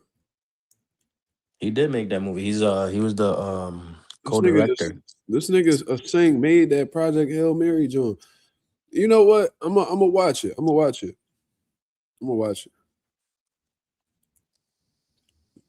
DiCaprio actually cut his hand in that one scene in Django, and they kept filming. Yeah, then he put the blood on the woman or somebody. Method acting, I guess. Do I fuck with Marvel movies? I know my girl do. But I don't really be watching. Some movies are decent. Iron Man movies were decent. The Thor movies were garbage. If my girl's still in the chat, she'd tell you. She'd be watching all that shit. The Miss Marvel movie was ass. Black Widow was ass. The Hulk show was ass. They need to put Boots in Creed 4. I think they need to stop making Creed. I'm gonna keep it 1,000. Why? Cause like that shit was cooked by. That shit was already done by like fucking Creed 2 or 3. Which one was that? Creed 1 was cool. Creed 2, Creed 3. It's like they really like they dragging it. Bro, they dragged Rocky and no one was complaining. Nigga, Rocky got like 30 movies. You comparing Rocky and Creed? Nigga, they're boxing movies. Yeah, but they both had different impacts, bro. Yeah, because they were in different eras, but same concept. They should have had Deontay Wilder be what's this nigga name? What the fuck is that nigga name, man? Apollo Creed? Nah, Mr. T. What was his name on there? Oh, fuck. He had a gangsta ass name. What the fuck was his name? He had a gangsta ass name. Something Clubber Lang. Clubber Lang, yeah. Shut up, old man. Yeah, he used to be drawn. Deontay Wilder should have been Clubber Lang's son. That'd have been fire. That would be a cool movie. Yeah. But wouldn't he be way too big for fucking Adonis Creed anyway? They was heavyweights, bro. What you mean? Oh, Adonis Creed's a heavyweight? Yeah, them niggas, man. He fought Drago's son. Them niggas is heavyweights, bro. I thought in the first movie it was something else. Man, them niggas all muscular and shit. Well, I don't actually know what weight they fought at in Creed. But I know for a fact Rocky was a heavyweight. Clubber Lang was a heavyweight in Drago. Clubber Lang was my favorite character, though. He was gangster as shit. Jose Benavidez was in the third one. Yeah, Gabe Rosado, Andre Ward. Mm-hmm. Nigga, Andre Ward lost. What the fuck? They must have paid that nigga well.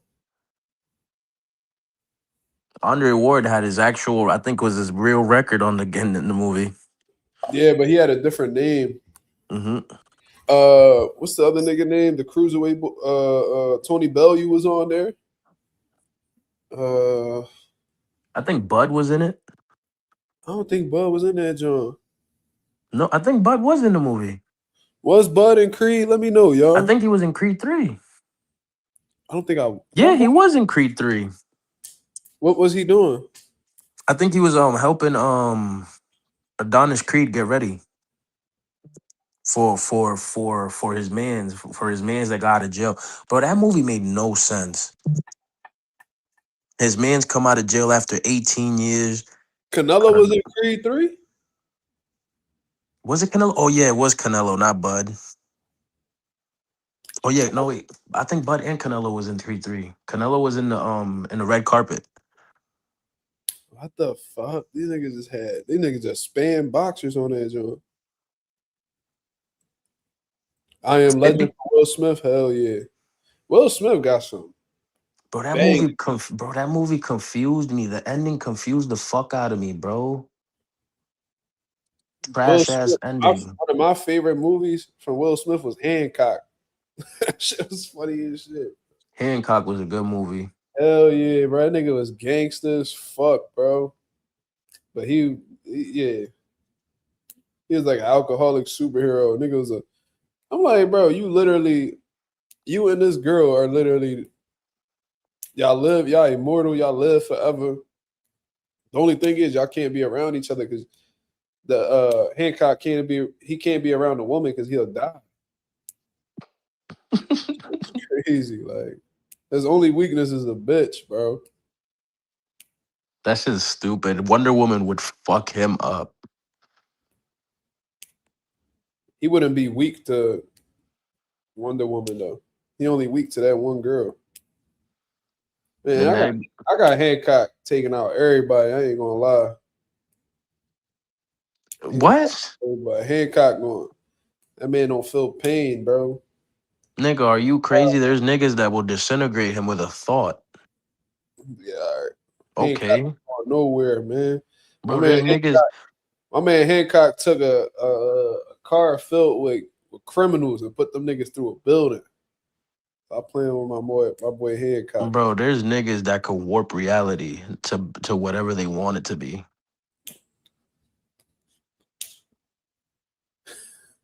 Y'all niggas bringing up y'all niggas bringing up all these niggas that I don't know, bro.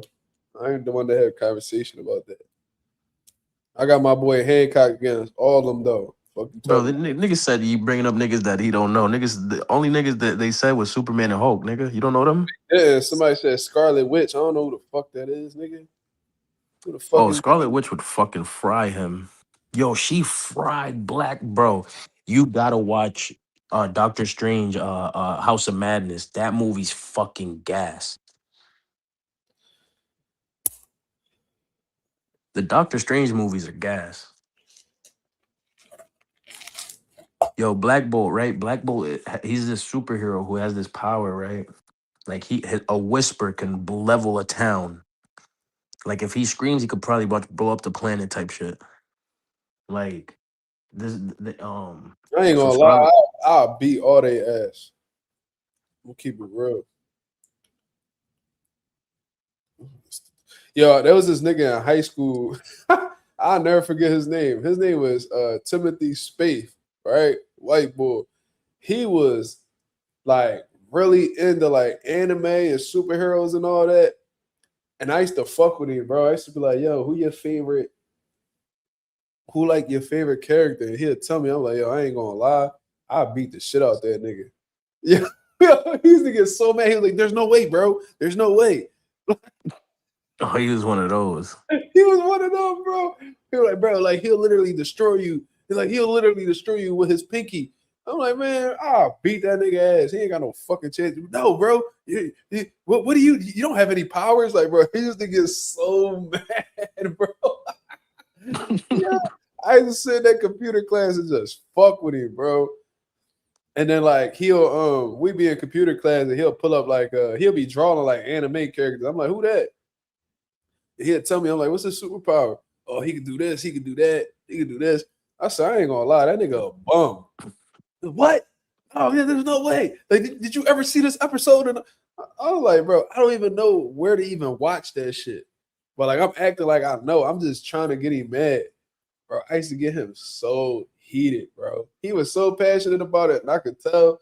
And I used to just take advantage of that shit. Shit was Nigga, Mark was a bully. bro, I swear to God, bro. High school is the funniest shit in the world. Because all I did was just fuck with people. Shit was that's why a lot of people ain't like me, bro. I ain't gonna lie. There was this fat nigga that swore his name was Sean. This nigga swore he was good at football. Because like he was related to like an Eagles player or something. And all I did was cook the nigga in football.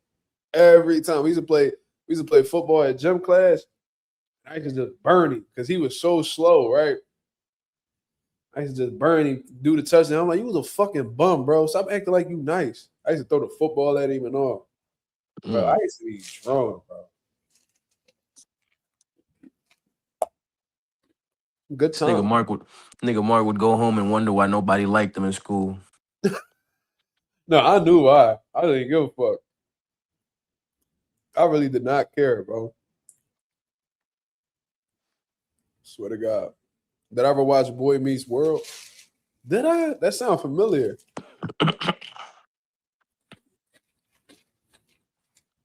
Yo, this is fire ass show. I see clips of it. I haven't seen the show exactly, but it looks pretty decent. Godfather of Harlem. That sounds familiar too. I forgot the actor's name. I think it's Forrest Whitaker. I think that's the actor's name. He's supposed to be playing Bumpy Johnson.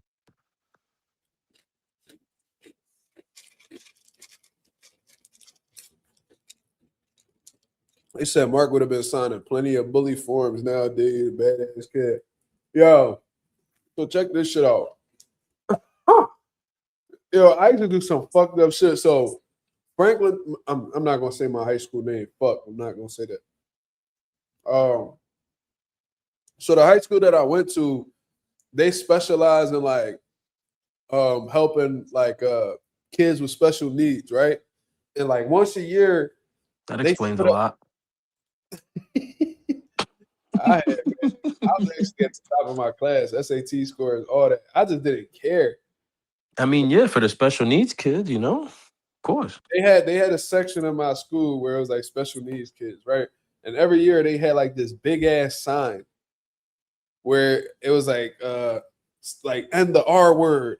Like you couldn't say retarded in that school or you was gonna get in a lot of trouble because them special needs kids, they hear that and they will go off. Like that was like a trigger word. Like, oh, you just said that, and then it would just be like, you getting in trouble, bro. So I remember like they used to have everybody in the school. They used to have everybody in the school sign the big ass piece of paper. Like you'll write your name and like whatever. So we used to do some shit, bro. Like we be in we be in study hall. They used to be in study hall with us and shit. And oh my God. Yo, we used to be in there. We used to be like we used to just what retarded.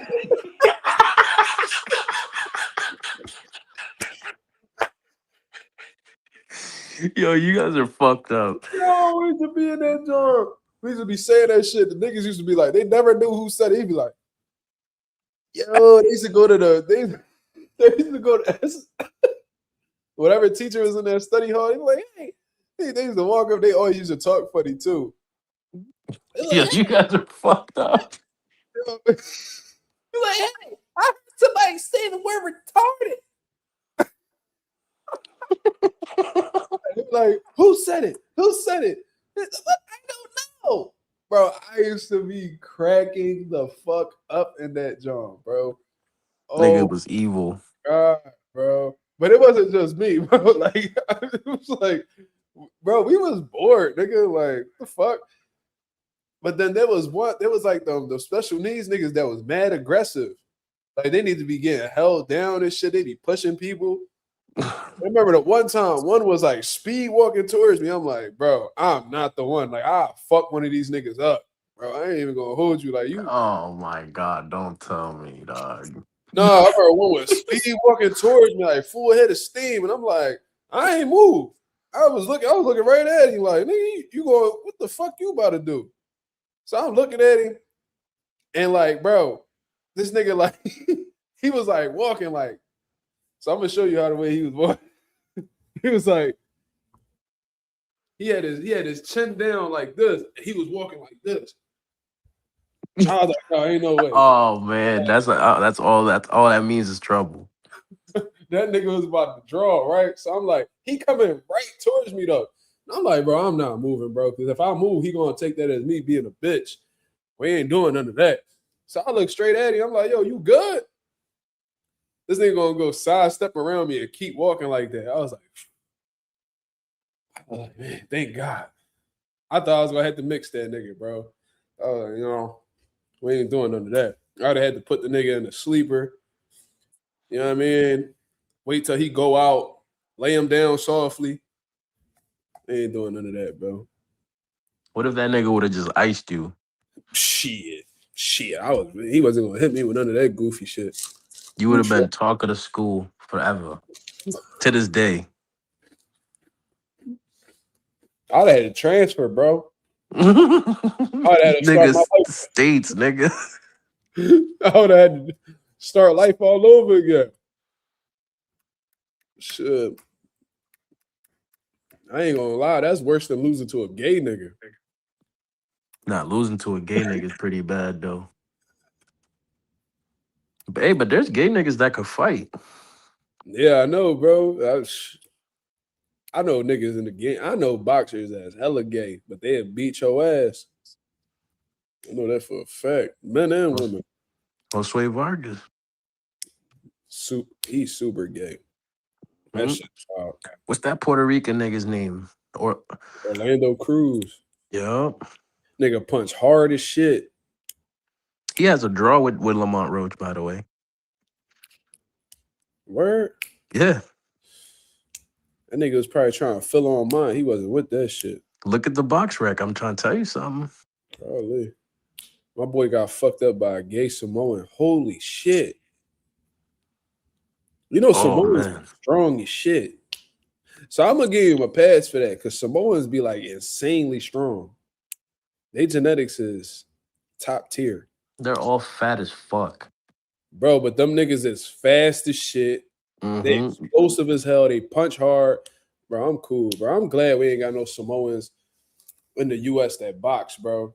You gotta have to go to Hawaii for that. I'm cool. Y'all see Dennis Rodman done finally came out as we not surprised, bro. What the hell? He came out of what, the closet? Yeah, they say he came out the closet. I mean, okay, I don't know if he did, but like he didn't have to for us to know that. Listen, there's niggas who you don't have to come out. I already know. Right. You know what I'm saying? So he been moving like that. He like women too, but you know, as far as I'm concerned, if you a man and you like dick, you gay. I don't give a fuck how many girls you right. like. Bisexual only relates to women. Facts. That's a double standard I don't mind for women. But I'm gonna let you carry this. I'm gonna use the bathroom real quick. All right, but so it's good with everybody, man. Yo, I want to ask everybody here, what is your top 10 movies of all time? So we was talking about movies. What's your top 10 movies of all time? It could be sad movies, horror movies. That don't got to be in order, you know? You mean? Wait, what?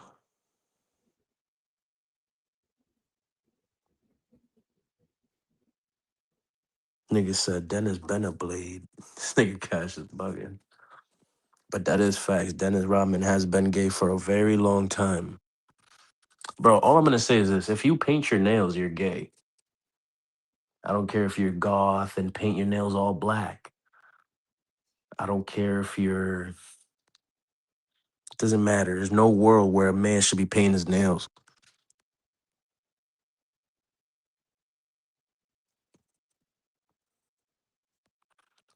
Paid in Full, Matrix, Godfather 2, Black Panther 1.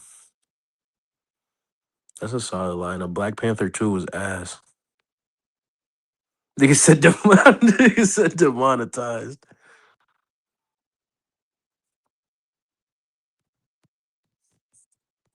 Quentin Tarantino movies.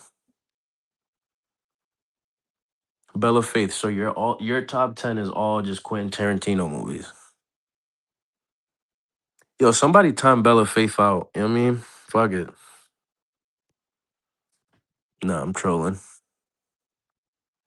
Black Panther 2 was indeed trash. Very ass. I hated that she became the Black Panther. That is ass. But if they do another Black Panther and they do a male role for Black Panther, I feel like that black dude who played Franklin in Snowfall should be Black Panther. I feel like he'd be a great fit. And if they didn't kill off Killmonger in the first Black Panther, Michael B. Jordan could have taken over the role.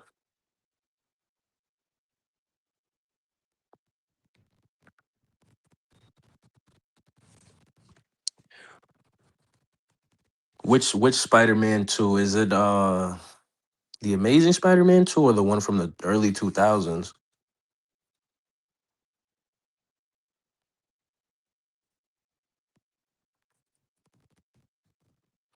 Nigga said E.T. Fuck E.T. Oh, okay. You said Spider-Man 204. Okay, I see my fault. I didn't see that. My dumbass read that shit like if it was a movie. I was like, what movie is '04? But I'm a retard, so that's on me. Yo, this nigga said fuck Black Panther, fuck Wakanda. Yo, this nigga hates that shit. Nigga said fuck Wakanda. The nigga's bugging.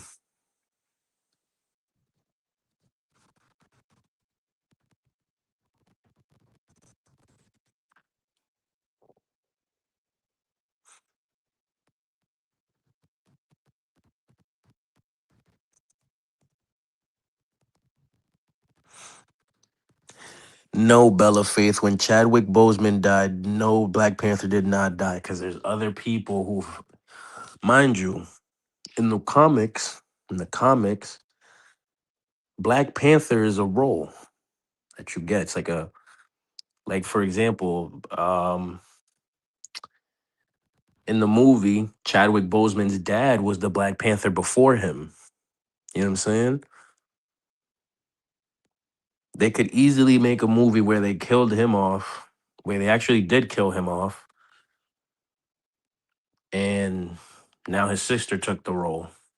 But his sister's fucking dog shit.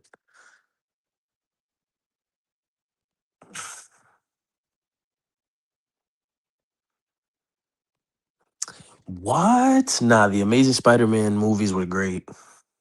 You're wildin'. Ralph is bugging. All I'm gonna say is this.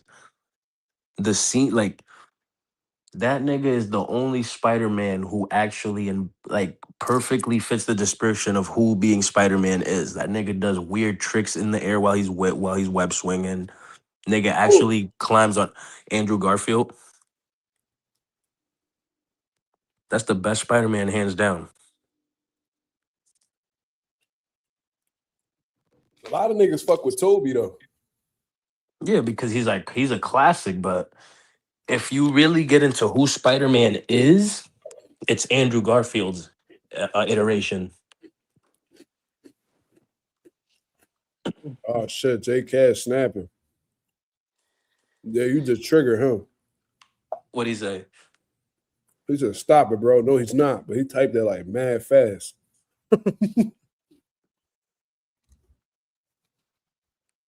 Bro, yeah, he is the best Spider-Man, bro. Facts. It's not Tom Holland and it's not Tobey Maguire. Oh shit, we got a debate. Josue said Tom better than both them niggas. Damn. All I'm gonna say is this: in terms of who looks young, that's Tom Holland. Like, he has the perfect depiction of a young Spider-Man coming into his early years of being Spider-Man. Bella Andrew Freak said, Garfield, why do people love Batman so much? That nigga ain't no real superhero. don't Fuck disrespect the that. dark Fuck that knight. nigga. Fuck that nigga. Tell that nigga put the gadgets down and rumble me.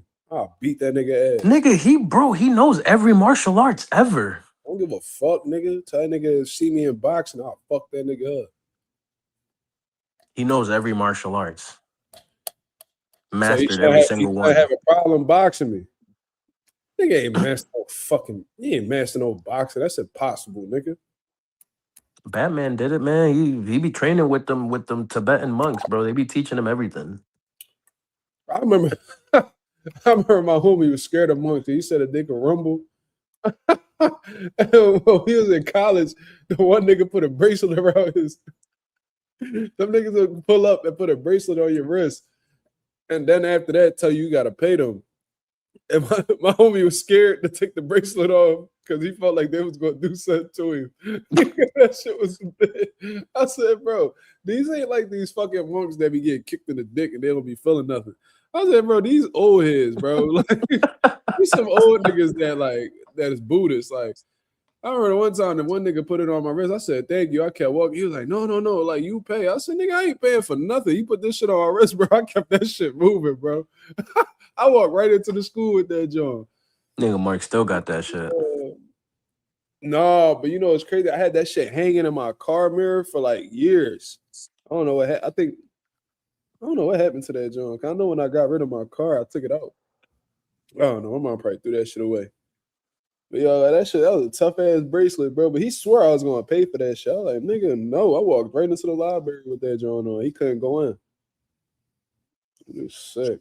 I be doing a lot of asshole shit. I see why niggas don't like me.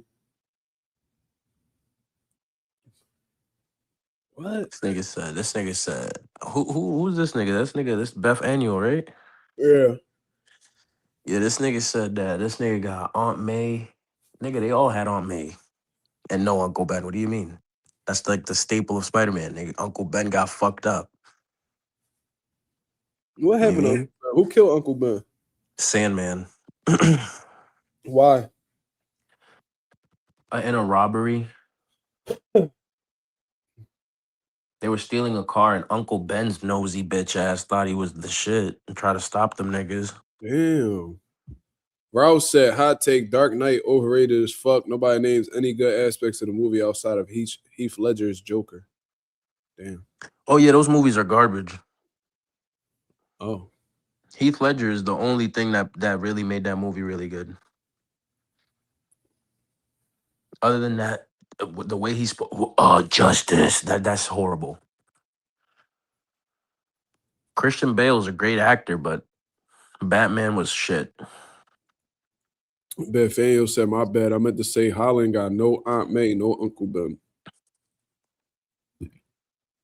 Okay. Well, they just recently killed Aunt May. Man, they just bodying Spider-Man family, huh? You gotta get back for that. You know what? Yo, I'm gonna say this. If I was a superhero, I wouldn't even be if I had powers in general, I wouldn't be a fucking superhero. I look like saving people. You mean, nigga? I'll do good deeds, but I'm not number one. If I had a villain like if I had villains like Batman, I'd kill them all. I'd kill every single one. You think I'm gonna let them niggas have the chance to escape prison and keep killing people? Fuck no. I'm a horrible superhero. Shit. You mean? Like, fuck me. that. If I was a superhero, they'd have killed me. Straight up. They'd have took me out early. I'd have been drawn. Bro, you know, if I had Superman's powers, I'd fly through the planet at like Mach 7. Nigga, what? I'm just what the fuck, bro? At the slightest inconvenience. I stutter one time, I'm flying through Earth. All right. At that point, I'm just looking for a reason to blow up the fucking planet. Ralph said, Holland Spider-Man got no Aunt May, no Ben. His girl don't remember him. That dude's struggling. God damn. Yeah, Blaze. He said Mach 7. Yep.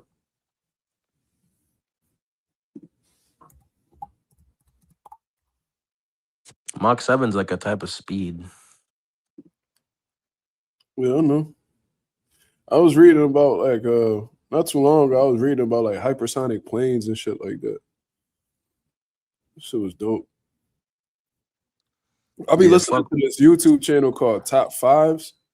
There's like this nigga who got like a British accent. He always be making videos about like UFOs and aliens and shit like that. And I think he had a video where he was talking about it. So it was fire. I know for a fact aliens are real, but they wouldn't have any interest in us. We'd be like retards compared to So them. why they keep visiting us then? They interested in something we got. What they keep visiting us for? They don't keep no visiting us. They be visiting us a few times. Nigga, That's you know how it. many fucking UFO sightings we be getting on a regular basis, bro? But how many of them are real UFOs? Come on, man. You can't believe. Hey, Come you on, think come on. everybody crazy? You think Yeah. everybody crazy? You think everybody just seeing shit? That's what A they lot of want you to people. think. That's what they want you to think, bro. That's exactly what they want you to think. And all I'm gonna say is this: and if they do come, right, they're not gonna sit there and come on some hostile shit. I think they'd come in peace. I mean, I think if they was coming on some hostile shit, we would have been peep. Them niggas would Exactly. have been took us out. I know Like they. nigga, think about Betty White. Betty White died like at 107 and 17. Not in reality, but you mean Yeah, the bitch. I know they much more intelligent than us. I know that. The bitch Betty White was literally older than sliced bread. No, it's like a legit thing. Like she was legit older than sliced bread. When I seen that shit and I figured out that shit was a real thing, I'm like, no fucking way. What the fuck they gotta do with anything, bro? What are you That talking about? she was old as shit. Like fuck What they gotta that do bitch. with You don't anything? think that bitch was an alien? No, nigga. One of them reptilian people? Them Asian niggas be living to 100 all the time. Them fucking old Asian motherfuckers be living until like they're 105. That's why Easy. China got 1 billion people. Yeah, them niggas don't go nowhere. Them niggas, it's their diets. This is what they be eating over there, bro. That's what that be. All that turtle and shit. Oh, that turtle? This thing crazy. We definitely ain't getting monetized for this, John. I don't give a fuck. I didn't say nothing to get us demonetized.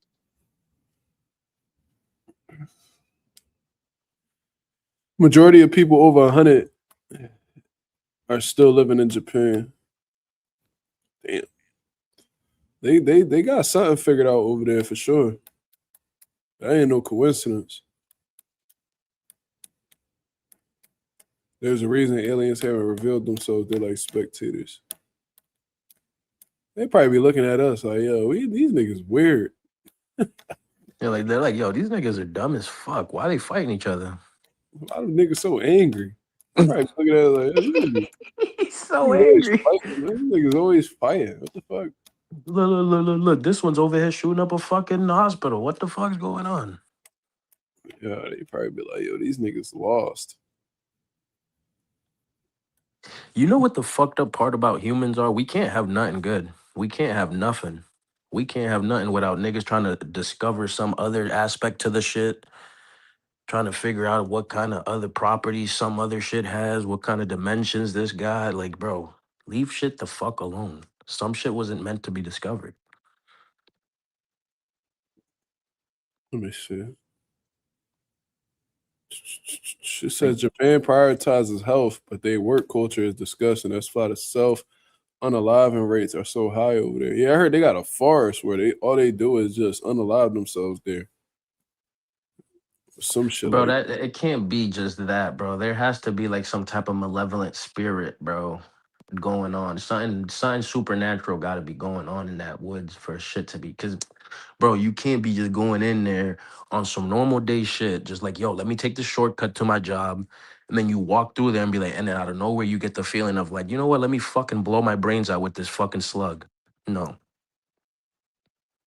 If I ate that nasty ass rice they eat every day, I probably do the same shit.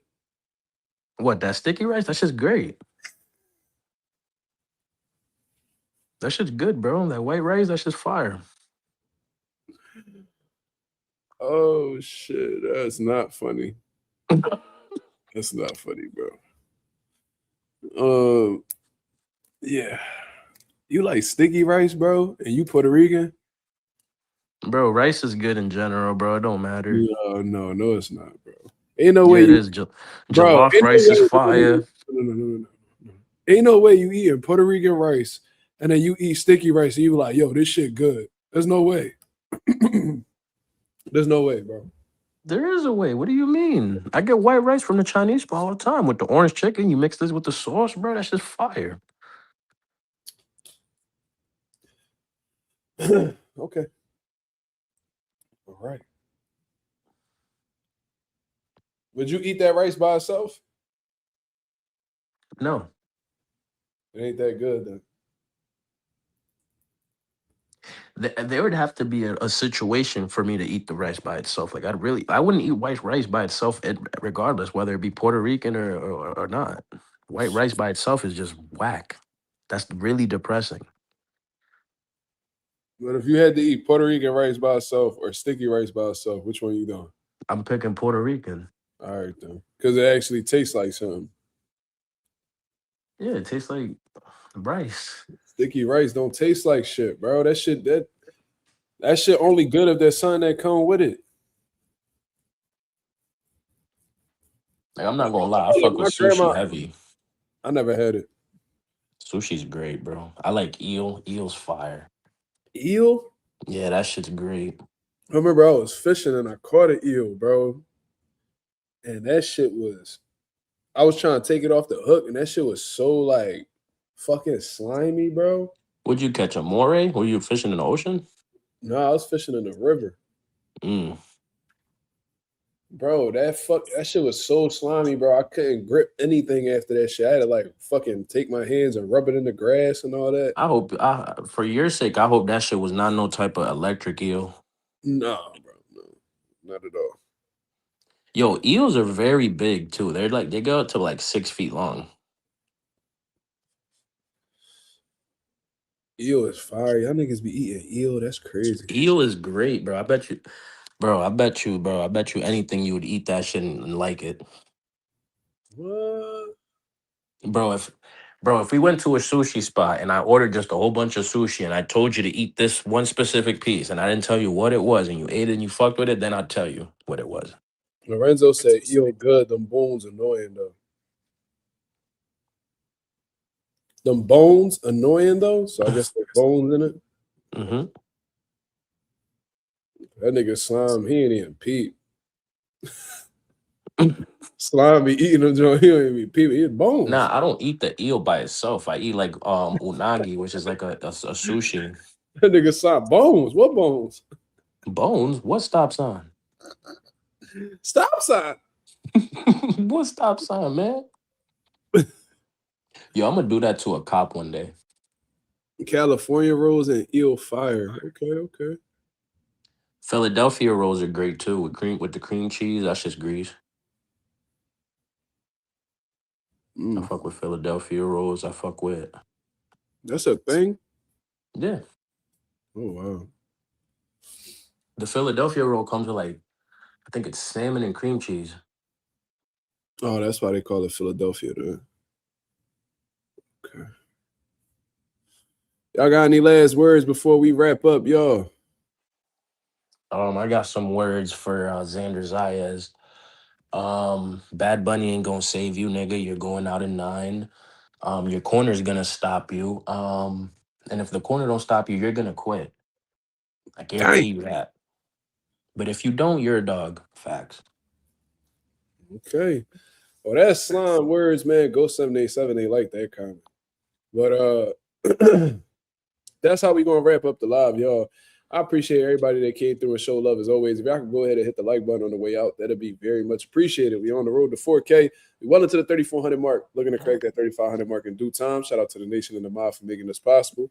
Hope you guys have a blessed, beautiful one. I'll be back at y'all with another live tomorrow night to continue cooking up on what's going on in the boxing world. Until then, I'll holler at y'all, man. Peace.